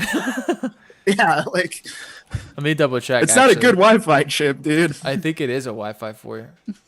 I'll come back to you guys next week with that. I think that was But one of like, the crazy things about it. so like there is things to think about there where that it probably wouldn't actually be that great of a feature. No, it doesn't matter. We're not. It's just gonna be on PC, and Xbox, which is great. I mean, that's awesome. As long as it's on PC, I think that's awesome. Rocket League going free to play later this summer. Wait, it's not free to play? Yeah, I thought it was free to play. No, I guess it's not. Not only is it going free to play, but it's being pulled off of Steam. And if you want to download it in the future, you're gonna have to get it from the Epic Store. Okay, I don't mind that. I know some people hate the Epic Store for whatever And it reason. also has cross progression now. Well, I do hate the Epic Store. I don't hate the Epic Store because it's the Epic Store. I more hate the Epic Store just because the same reason why I hate the WoW launcher. I hate the Bethesda launcher. I hate all of these launchers. Just give me a fucking place for games. You don't love Activision Blizzard's Battle.net? They're better, to be honest, than most others. But like, I hate that when I turn my computer on, I have Ubisoft bullshit pop up and EA bullshit pop ups. I never touched these. I haven't touched Origin in probably like a year and a half. But hey, dude, if I am AFK for like 20 minutes, I've gotten the notification 3 times in this fucking show to sign into fucking Origin. Oh and I God. exit the program. I close the program. The program is not running. You need to uninstall and it restarts. I don't have that issue. You need to uninstall it. It's probably spying on you, Mom, taking I your want a vape. credit card info. Like that's why I hate Epic packs. Store, where it's like I do like competition, but at the same time, like I don't mind it. I honestly don't Steam, mind it. dude. I don't mind it too much. I don't really use it that often though. I will say that it kind of never really gets used. honestly, I've only used it to get the free shit. Yeah. Next, following on the heels of Ubisoft controversy, Ubisoft's execs and marketing leads refuse to allow female lead characters because women don't sell. Oh my God, dude, that is an intense statement. Would you agree with him? I would like to produce a counter argument. Horizon Zero Dawn. There you go. That's a good. Aloy is a fantastic main character. That's a very good point. Very good point. All right. I mean, I'm not surprised that they said this coming from a company that we just learned as extremely toxic in their executives. So wasn't their last game like the Odyssey. last 3 games been female leads too? Yeah, I think they have. they had to male fight. Or They had to female. fight. Apparently, they had to fight like a ton to get like Cassandra in the Assassin's Creed. I think the person who, one of the people that used to work at Ubisoft, said that there were a lot of pushback until they were finally able to get it. But yeah, apparently Ubisoft was very adamant that they needed they needed a hetero white alpha male as their main characters. Hey, Ubisoft, I don't play Assassin's Creed because it's a dude. I don't play Assassin's Creed because you've just given me the same exact bullshit game that sucks for like 8 years now. Just throwing it out there. That's why I don't buy your fucking games. Give me an actual new game. I don't want Far Cry 87. I don't want Assassin's Creed 36. It's not because you can't play as a woman. No. No. It's because make a fucking game I actually want to play. They did. Sucker Punch did that. It's called Ghost of Tsushima. They made a better version of Assassin's Creed. No, I do think that, like, I do wonder the stats. Like, I wonder how well you think Horizon would have done if it was just a white male lead, and I wonder how. Go ahead. So on the topic of Cassandra in Assassin's Creed Odyssey, at one point they were going to have her as the only playable lead, which she's not the only playable lead. No, you can be a guy. Ubisoft rejected that decision. Then they would have had. That's crazy because they also have lines, like spoken lines. So they must have been like, no, all right, we're gonna add a guy and then have all his lines spoken. And there's so much dialogue in that game. That's pretty crazy. Dude, I forgot how The Last of Us was such a shitty selling game, dude. I know. I will say that there was a lot of controversy with their one woman lead. All right. U.S. Army. Oh yes. Oh, good thing you added this. U.S. Army tricks.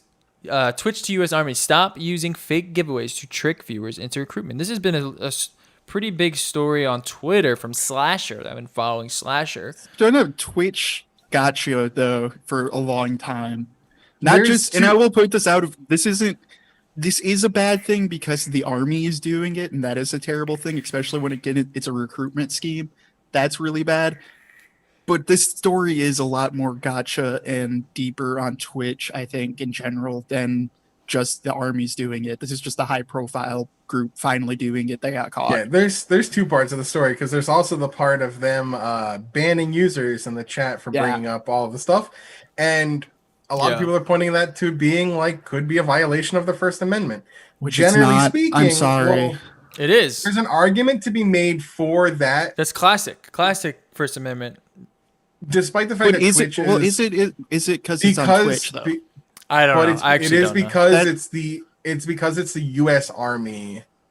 And the way that but they are using a private platform, is what he's saying. Right. That was where I was going to. It's still a private platform, so that's why I sit on the Twitter sphere of just no, they can censor the president because it's a private platform. Yeah, I will say this is a much deeper fight of free speech than someone getting banned off Twitter, because it's actually involving the U.S. government systems banning people from their chat, So I don't know, and it's not Twitter banning them; it's them. It's them choosing to ban them. Yeah, I can see that as a better argument. It is a better argument. I don't know if it is 100% a free speech issue, but to me, it's a stronger free speech issue than just, hey, Twitter banned me off their platform. This is against my rights. Now, I still think technically, because it is using a private platform, that maybe it's not. But it is a fascinating little debate. It's only going to exacerbate from here as more and more company or government officials use social media. It's only going to become more prevalent. If the president is removing you from seeing his tweets, that's First Amendment issue. Well, no, and then there's the vice, because there is a little bit of precedent set on this where there was a ruling that his tweets are counted as actual public public of the president style tweet. So there could be precedent here of, no, this is considered a government entity. Yeah. You know what I mean? Or official use. So that might play more into the private versus public space. Yeah. I mean, it's nuanced, and it is an interesting debate. It is interesting. Cause just imagine this, right? The president is on Twitch and he's doing some live streams. He's streaming Apex or something. And all of a sudden you hop in there and you're like, oh, this is the president. He can't ban me for anything. It's against my free speech. But then you start just dropping swastika emojis, and you're dropping insane things, just spamming the chat. Is it a First Amendment issue if Twitch just automatically sort of filters you out of that and you can't view this content anymore? Or if his staff ban you? I'm not exactly sure how that would be. That it is interesting because it does set a certain then you get into does the freedom of speech cover the freedom of hate speech? Right. Which I assume dropping swastikas, I would pretty much put that in line of hate speech. Yeah. I mean, I was just using that as an extreme example, but yeah. Well, then that's him banning you is basically what I'm saying. Twitch would probably auto ban that in general, you know what I mean? Because it would be considered hate speech on their platform. Yeah. But then you could have that argument. Oh, is it? But yeah, fuck. Dude. I know. Can we get away from this conversation? I really do not want to have a conversation of the president streaming Apex Legends. Dude, he's why not? Dude, hold on. I popped into my head. Trying to get away from Command Show, my dude. Not more towards Trump. Who would Trump main in Apex Legends? I'm telling you right now, he mains Octane. He's a loot goblin. No way, dude. He's definitely what's her name? He's a caustic main? No. Because he's toxic? No. Badunch. All right, yeah, all right. He's like caustic. Dude, I don't want President Comancho, dude. You already have him. I don't know what you're talking about. No, dude. You Not already on have Twitch, man. I don't need what plants crave. Instead of Gatorade, instead of him watering plants with Gatorade, he uses Dude, Diet it's Coke. Brondo has what plants crave. It's Yeah. not electrolytes. Oh, sorry, I thought it was Gatorade. Marvel Listen, man. Avengers beta dates are scheduled throughout August. I'm interested in trying the game out if I can, because I don't want to bash it until I play it. But everything I've seen about this game, I'm just really not. I'm not impressed. You mean a movie game about super? Dude, It's not I'm even sorry. a If movie it's game. not Spider-Man, let's be real. Most superhero games suck. Well, Doobie says that the other Marvel's game is pretty good, right? What's that game called?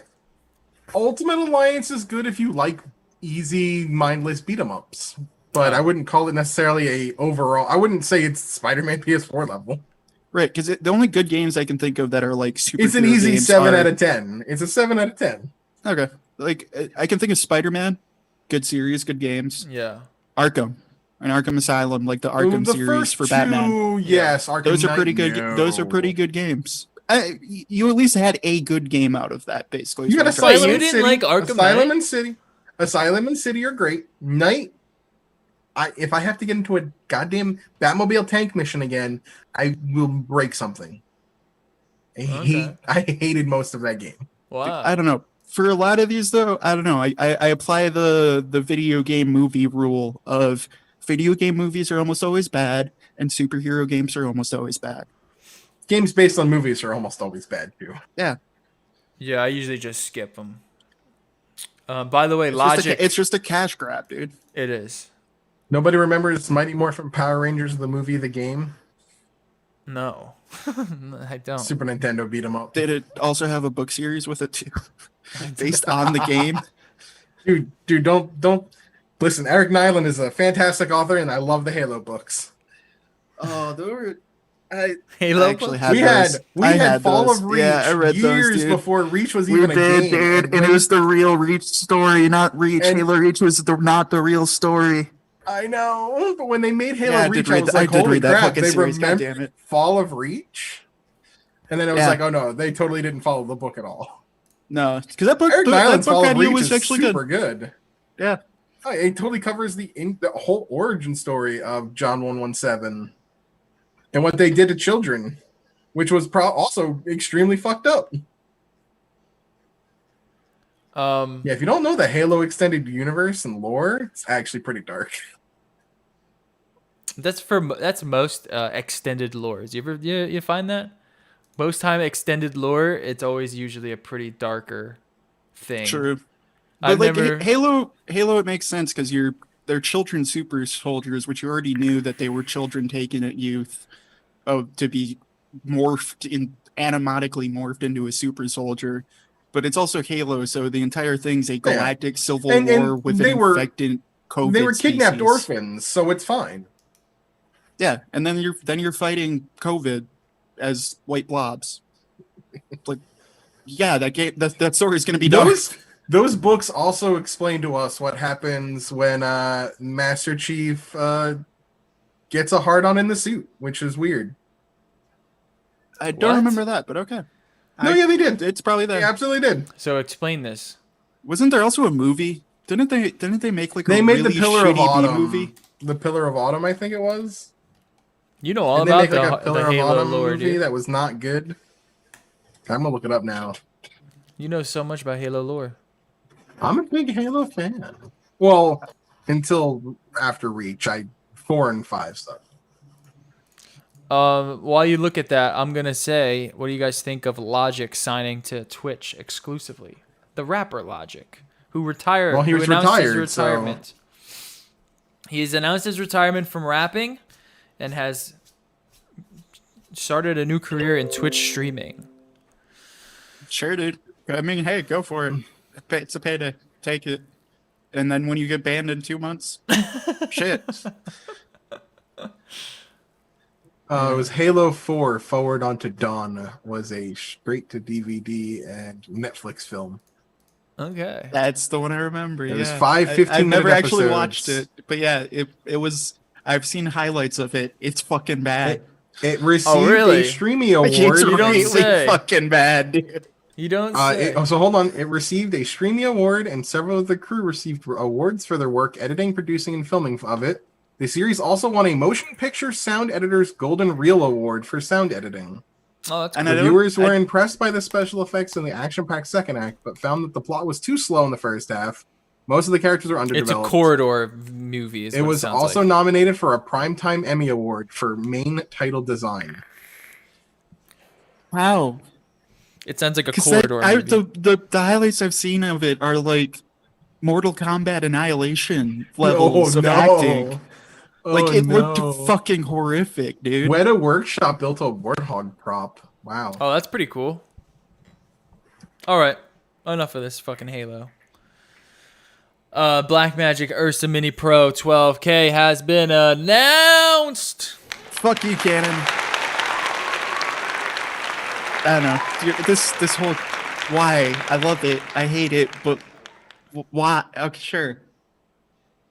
I have nothing. I don't even know what to say. Yeah, like, it's just. Did you actually watch the stream too? Yes, like I watched the whole live stream where he showed the live it. Stream, yeah, the live stream just like makes it even better of him just like, oh yeah, well we're gonna talk about an Ursa today. Like after, so he's going through the stream mixers, and then it's like, okay, yeah, well also we're gonna talk about an Ursa. Just brings up another Ursa, and then he just starts going through, but he's like. He doesn't even really acknowledge it. Very pleasant to listen to, but like the least hyped thing I've ever it's a 12K camera, and the guy's just sitting there just like, oh, but then it expands, and now you have 4K, and now you have 8K, now you have all the way to 12K. Like, that's the hype, dude. It's awesome, actually. I know, dude. It was great. It was just like, no, here's a tool. This is what it does. And then when you go and you go to the stream to watch it now, there's a half an hour of a static image until you get to the actual stream. I know. Mom, I want a vape. All right, so he talks about the Blackmagic Video Assist, and then which is really, honestly, they seem cool. Yeah, I mean it's a video assist. It's cool, you know. And then he talks about the mini recorder. No, I think, well, true, but I think the video assist it looks ugly, but it's, hey, dude, it's a monitor. Yeah, it's cool. I mean, it's a cool Ninja's the only small HD to an extent, but like Ninja's they're not recorders though. I know small HD isn't, but I'm just talking about a monitor in general. Like, it's really small HD and Ninja are the only ones who've been able to make an aesthetically pleasing monitor. Yeah. Every other camera monitor out there is like, they're just like, well, here's a box, cheap plastic Chinese fittings, and well, then here we go. So he puts I did think it was cool. Hey, you have a Ninja 5, but it has XLR ports on it. I want it just for the XLR ports. Yeah, it's definitely a huge come up. So here you go. He's talking about the Ultra Studio mini recorders, and then he puts it away. Bring out. So nonchalant. And then he just brings out the 12K camera. So now the 4.6K Ursa Mini Pro has been doing really well. It's been shipping for a few doesn't years. even like acknowledge it. Oh, this guy's the best. And then they show this little feature here. Dude, no, I like this. This was fantastic. I love Blackmagic, dude. Like, I love Blackmagic so much. And like the colors, like the classic like Blackmagic like ungraded A10 mini color. Like, there's just left it alone. They didn't even. It's just a little green, like slightly green, but if you're gonna go overboard on a color, green is the color to go for. About 8 months ago, actually. So here he goes. He's showing like the UHD. He pulls out. He goes, "Oh, that's 6K." Just zoom back to 6K. And he pulls it out. And he goes to 8K. Oh, right, by the way, okay. Camera. It's 12K. There you go, dude. That's There's fucking, 12K. It's fucking incredible. You know what I mean? Like, that's insane. Quite dramatic when you realize how the amount of detail it captures. Look how fucking close it zooms in. Like, this is why sunny day. resolution. This is what's cool about resolution. You can literally. This is the 8K camera people actually buy for proper cinema work. Yeah. It's pretty nutty, man. And it's only $10,000, which might sound like a lot, but it's That's for what nothing. this is cheap as shit. It's honestly nothing for this camera. Now you're not getting that an lens Alexa. that is on that camera is a $35,000 prime. Yeah. Like, Yeah. that's a cheap camera for what it is. Yeah, for what it is, it's really affordable. It's super enticing. 8K up to 220 frames per second and 4K Super 16. So you're not getting And like, even if you don't go to straight Super 16, you can still get like 160, 180, yeah, Super and shit 35. like that.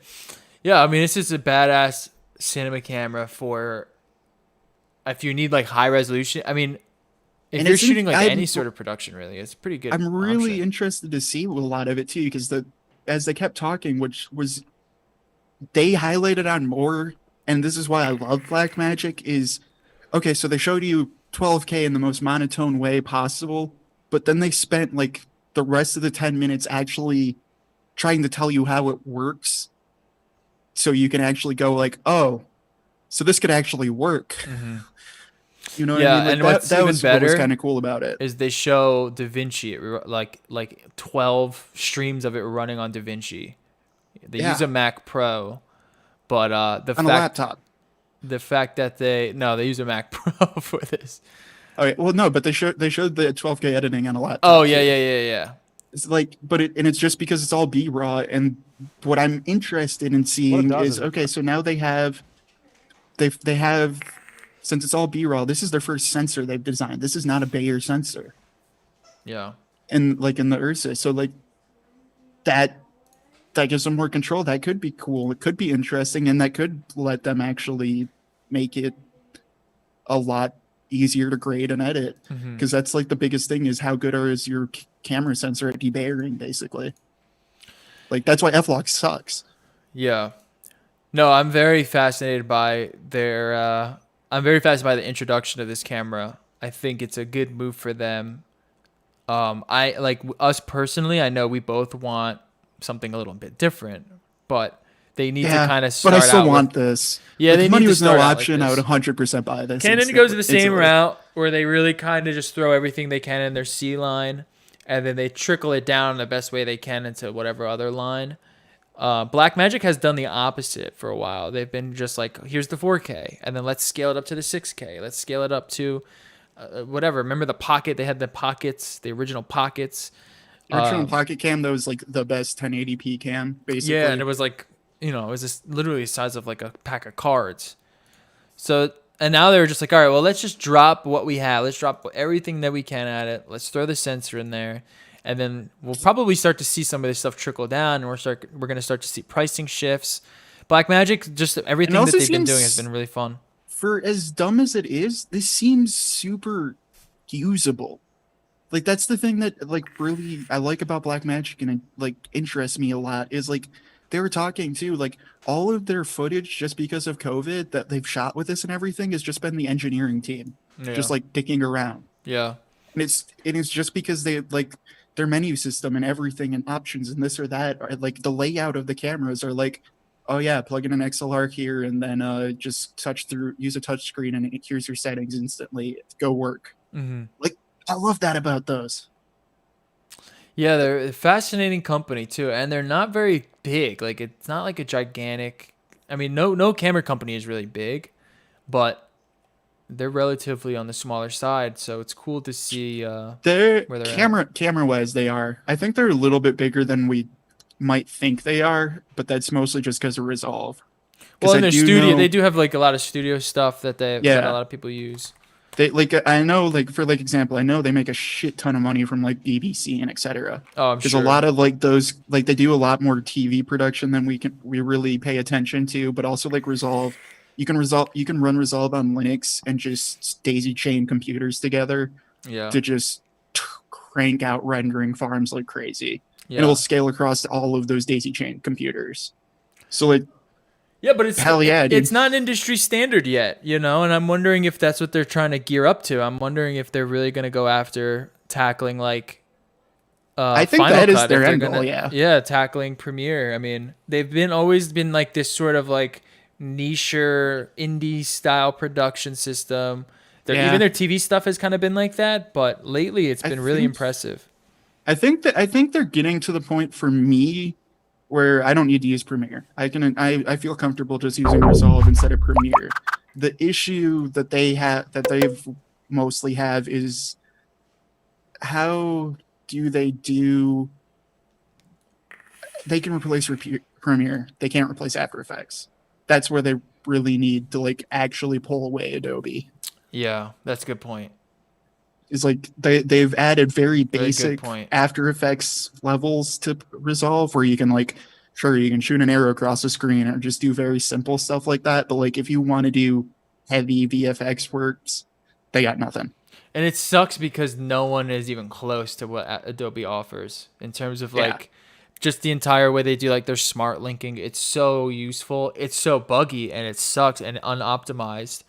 But they do have like a super deep level of integration, and I would like to see Blackmagic tackle and maybe bring in the Affinity team. Like they have a great illustration stuff. They can add some sort of like After Effects thing together. True. I don't that know, would be cool. Figure something out like that.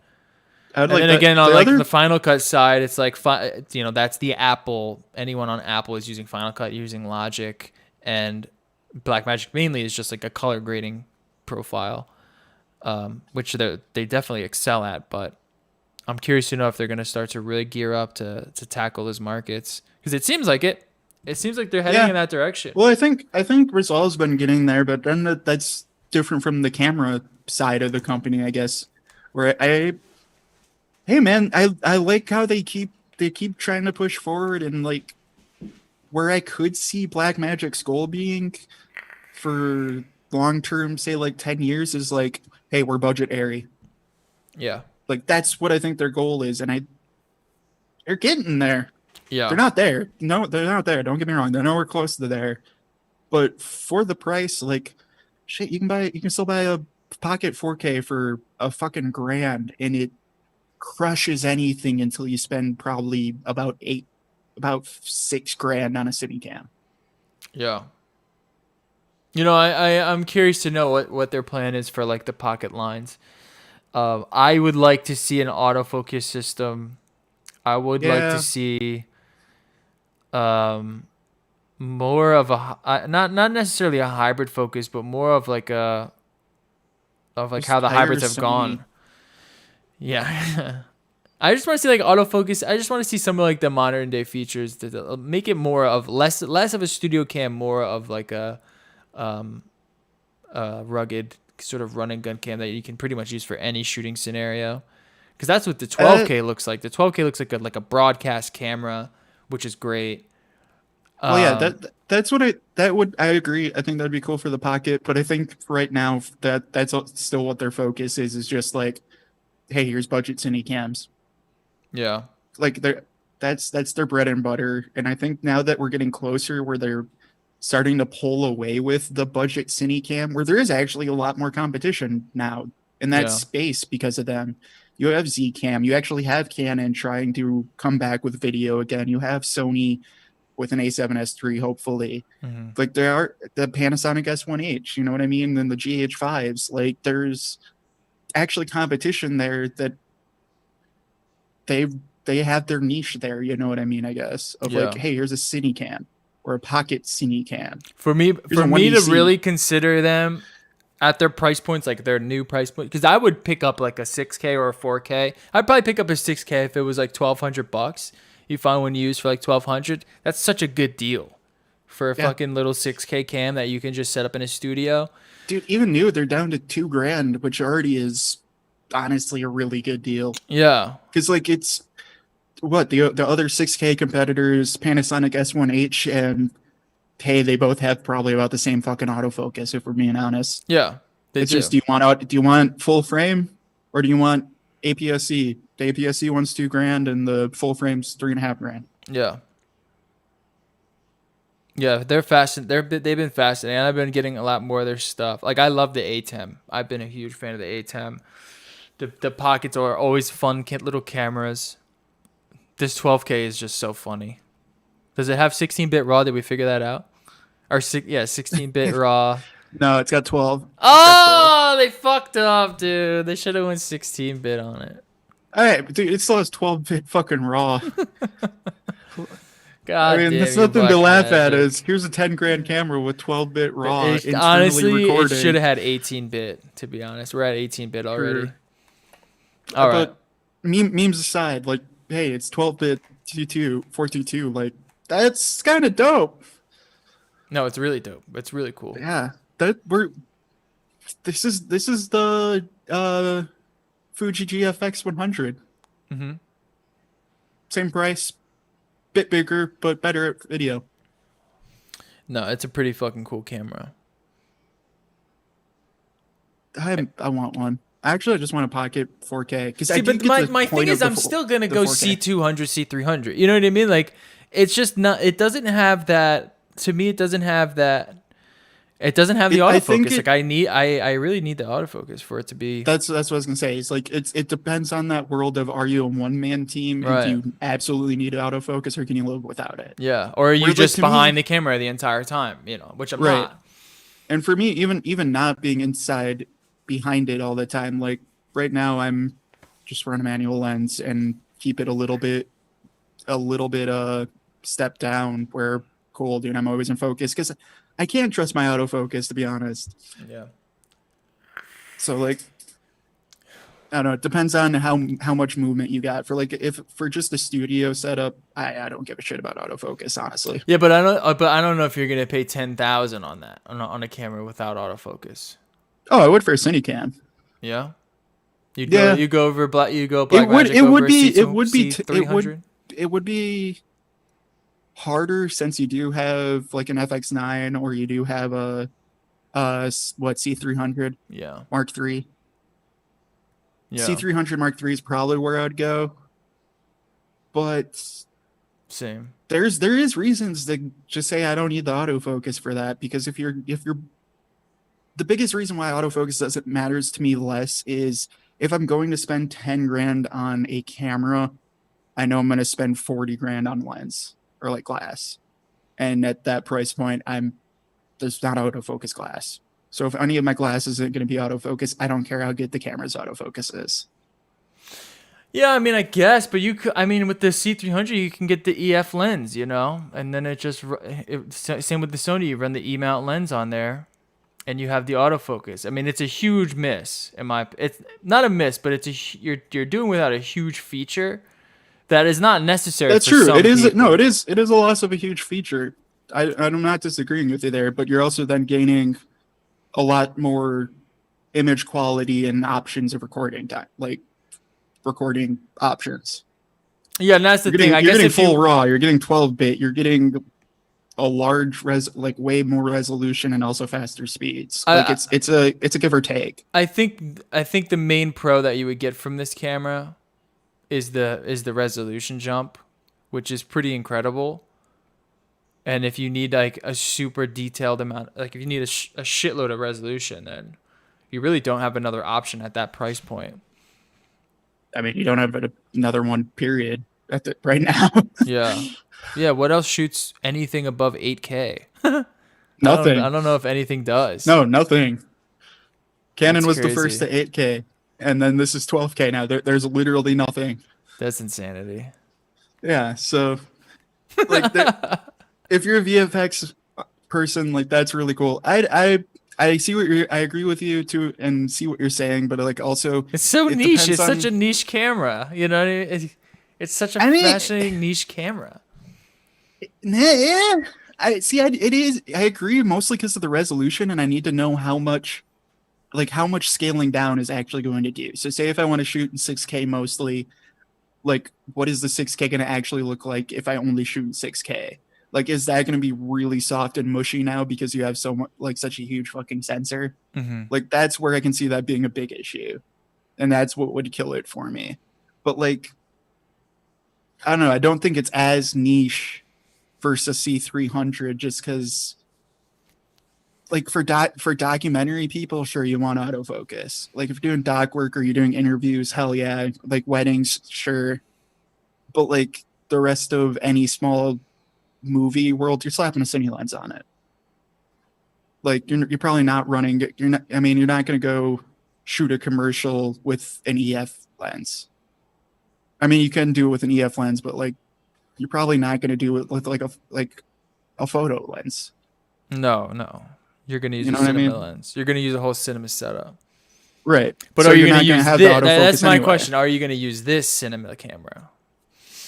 I mean, I'm trying to figure out the best case scenario for a 12K Blackmagic Right now, camera. I for really 12K, it's if you really need like no one needs visual 12K. effects. Let's get that straight. No. No one needs Unless it.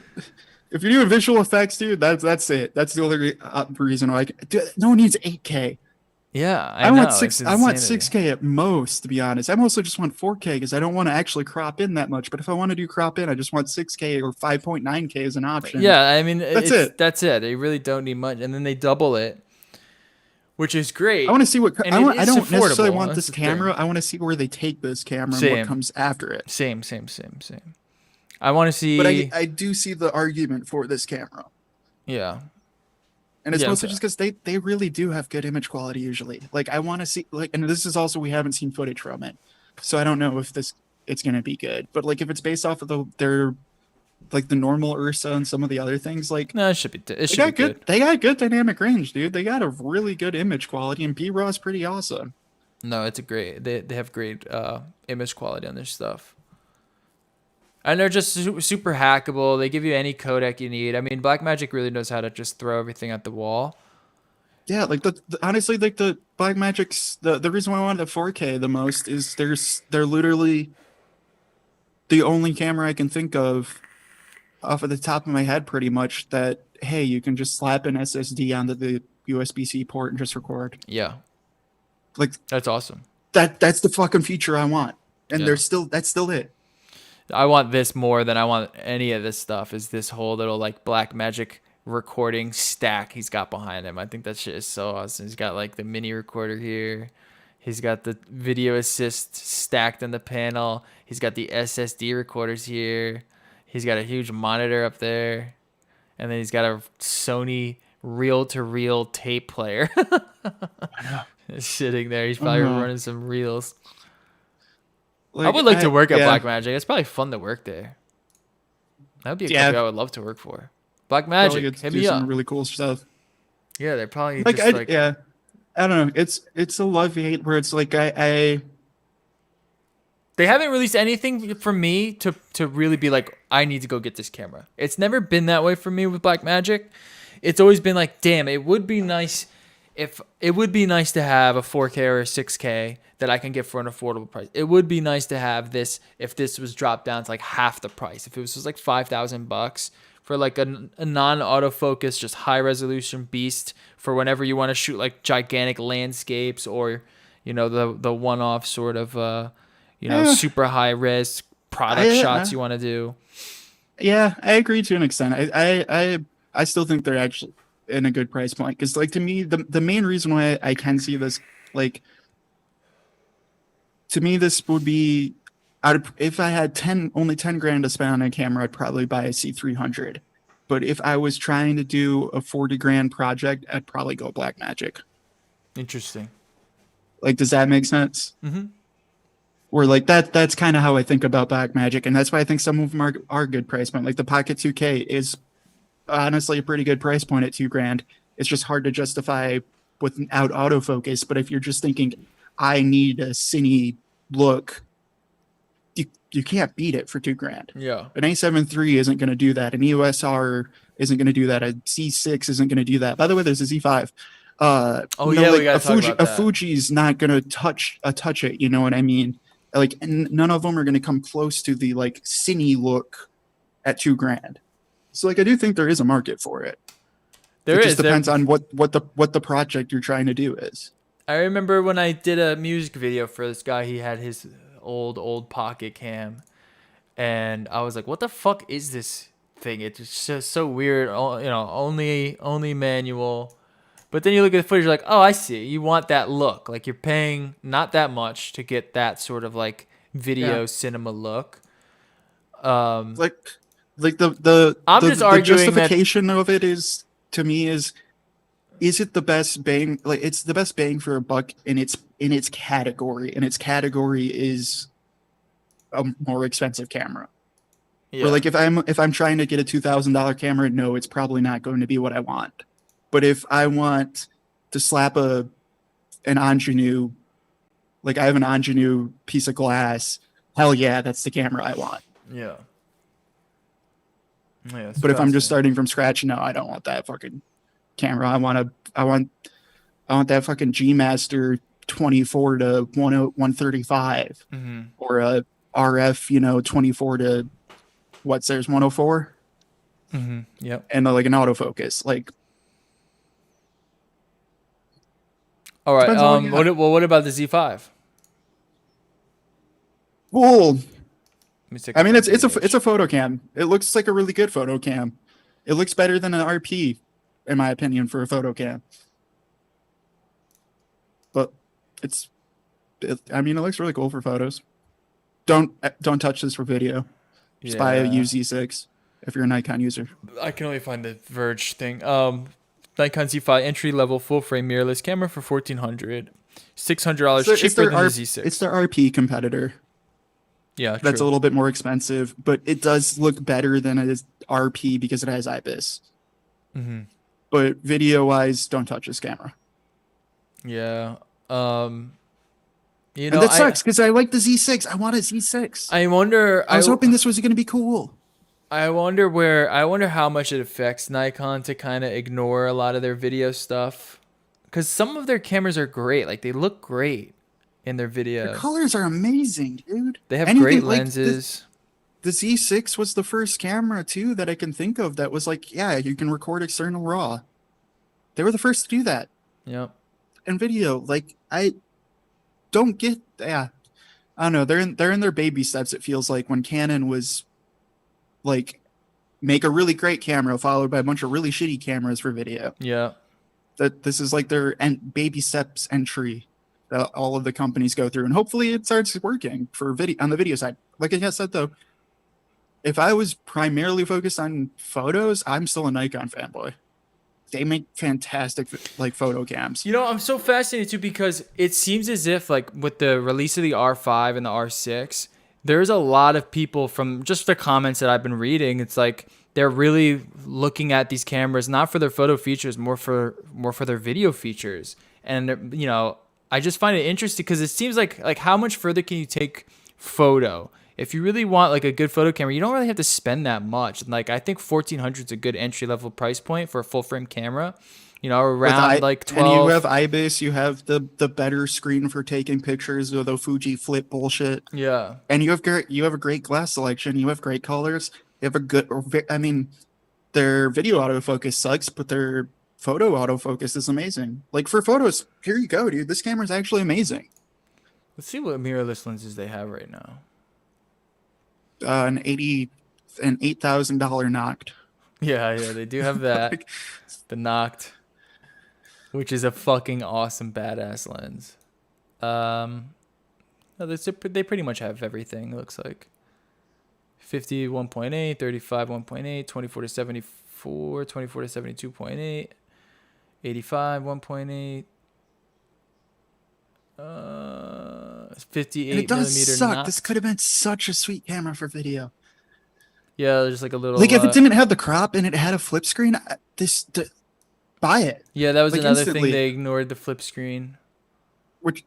Which I can honestly even still at this price point, I can still kind of live without a flip screen if it's full frame and has IBIS. It's just because, okay, so what kills this as a video camera is if you shoot video on it, it has a 1.7 times crop. Mm-hmm. It's micro four thirds. It's a micro four thirds camera. Yeah, the EOS R has that same crop. It's insanity. It's almost it's not unusable. It's just you're double. I mean, it's not a full frame camera anymore. And then right. And if you would have just kept this as full frame, like dude, buy it instantly. Like I would buy it probably. You know what I mean? Like for $1,400, you have IBIS and you have full frame camera with autofocus. That's a hell of a deal. Yeah.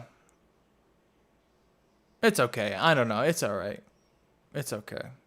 For full frame though? Yeah. I would buy this over the RP if it wasn't cropped. Yeah, but I think the RP is like $1,000 now. It is, which does make it a little better, but And you can't use any of the cheap. You can't use the cheap glass on it. Well, just for video, I think, just for video. Right, but that's what I'm talking about here, where you can't use that. You can't use cheap glass on it, and then it's a 1080p camera versus a 1080p camera at full frame. But then, honestly, if I'm just thinking video, IBIS rules. IBIS is king, basically. Like that's honestly going to be what's my decision between a A7S III and a R6 is honestly IBIS. Yeah, I would. I'd probably agree. IBIS. I'd trade IBIS for flip screen. I'd probably agree. But I don't know. It's a tough one. If your autofocus is good enough, I would 100% trade IBIS for a flip screen. But if you don't have good autofocus, I would want the flip screen. Nikon's autofocus is great.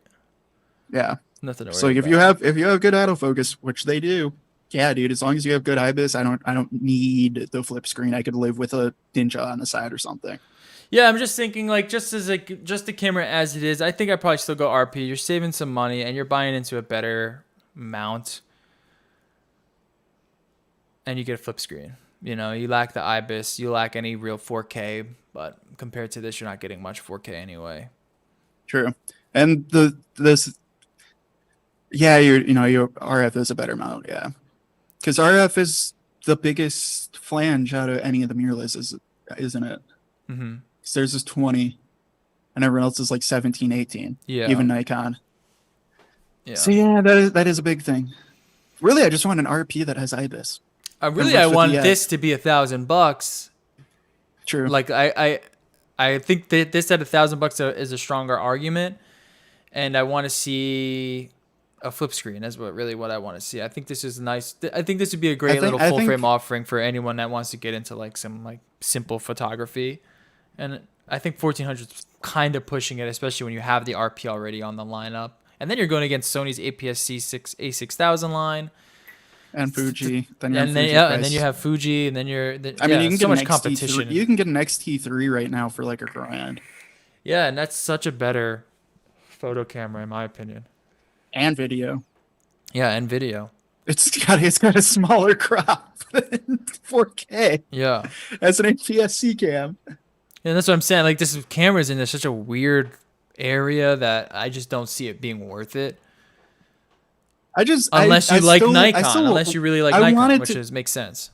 True. I just wanted it to be there because, like, I want the RP dream to be real. Of like, I think there is a space in a market for like, here's your full frame entry cam. Here's $1,000. It shoots 4K 24 and 1080p. And IBIS. I think there is a market for that. You know what I mean? Like, and just have it actually work. Like, make the EOS R7 for $1,300.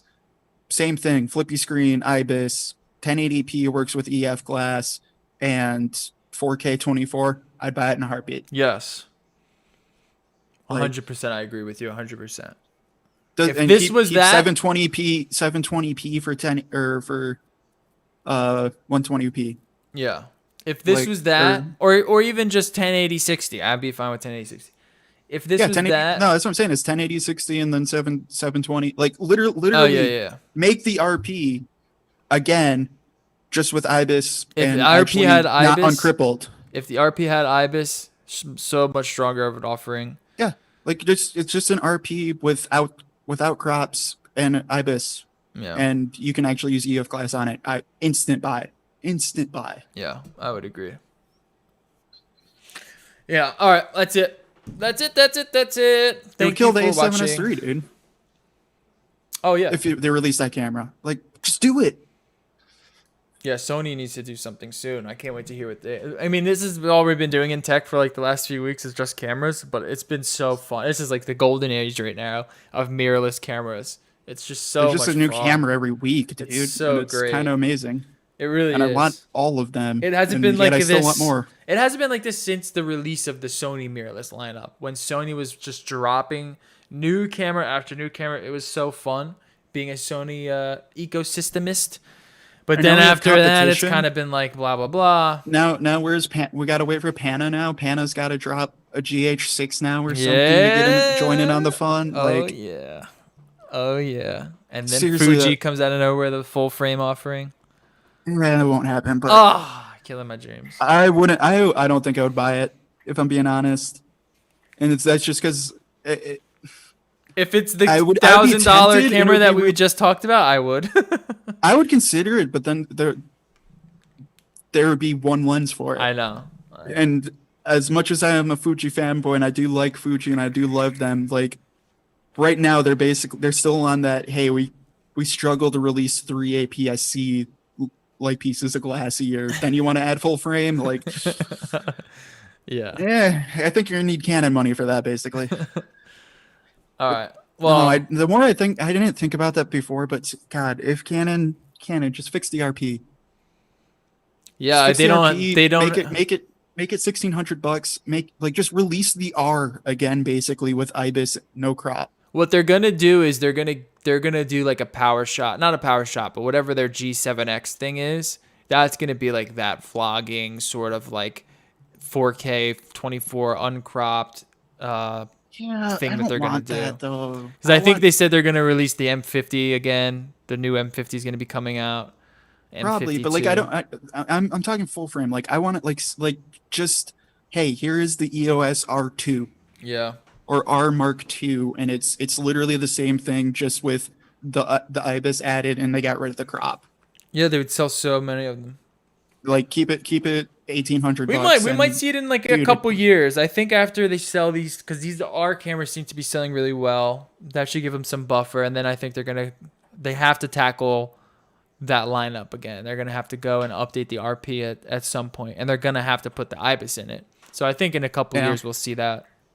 But if it is a couple of years at that point, my expectations are going to change so much where I'm going to want that. You're going to want the 12K camera for $1,000. Yeah, no, I'm not going to want the 12K, but like I'm going to want, I'm going to basically, if it's 2 years from now, I'm going to say, okay, the EOS R successors better be the R6, basically. Yeah. Like it's just better be the R6 for $1,800. Where like right now I'm saying like, okay, they released the R5 and the R6. They're doing amazing. They got all this money. And then just like end of Christmas next February or so, they just come out and say, hey, by the way, here's the EOS R Mark II. And it's the same thing with IBIS and no crop. Yeah. Yeah. Buy one in a heartbeat. Yeah, that would be sick. That would be sick. I guarantee you Sony's going to have something in there too. They'll have that price point. That's where Sony does really well. They just don't have flip screens. It's really the only thing they don't have. That's the only thing that Sony lacks. They have IBIS. That's just not good IBIS. Not as good. Let me rephrase that. It's not as good. All right, let's get out of here. If it's the same price point, I'm taking this new Canon IBIS any day. Yeah. Did you see the McKinnon video? It looks pretty good. Yeah. The IBIS looks pretty good. They're doing pretty good. All right. We're going to see you guys next week. Tuesdays, 6:30.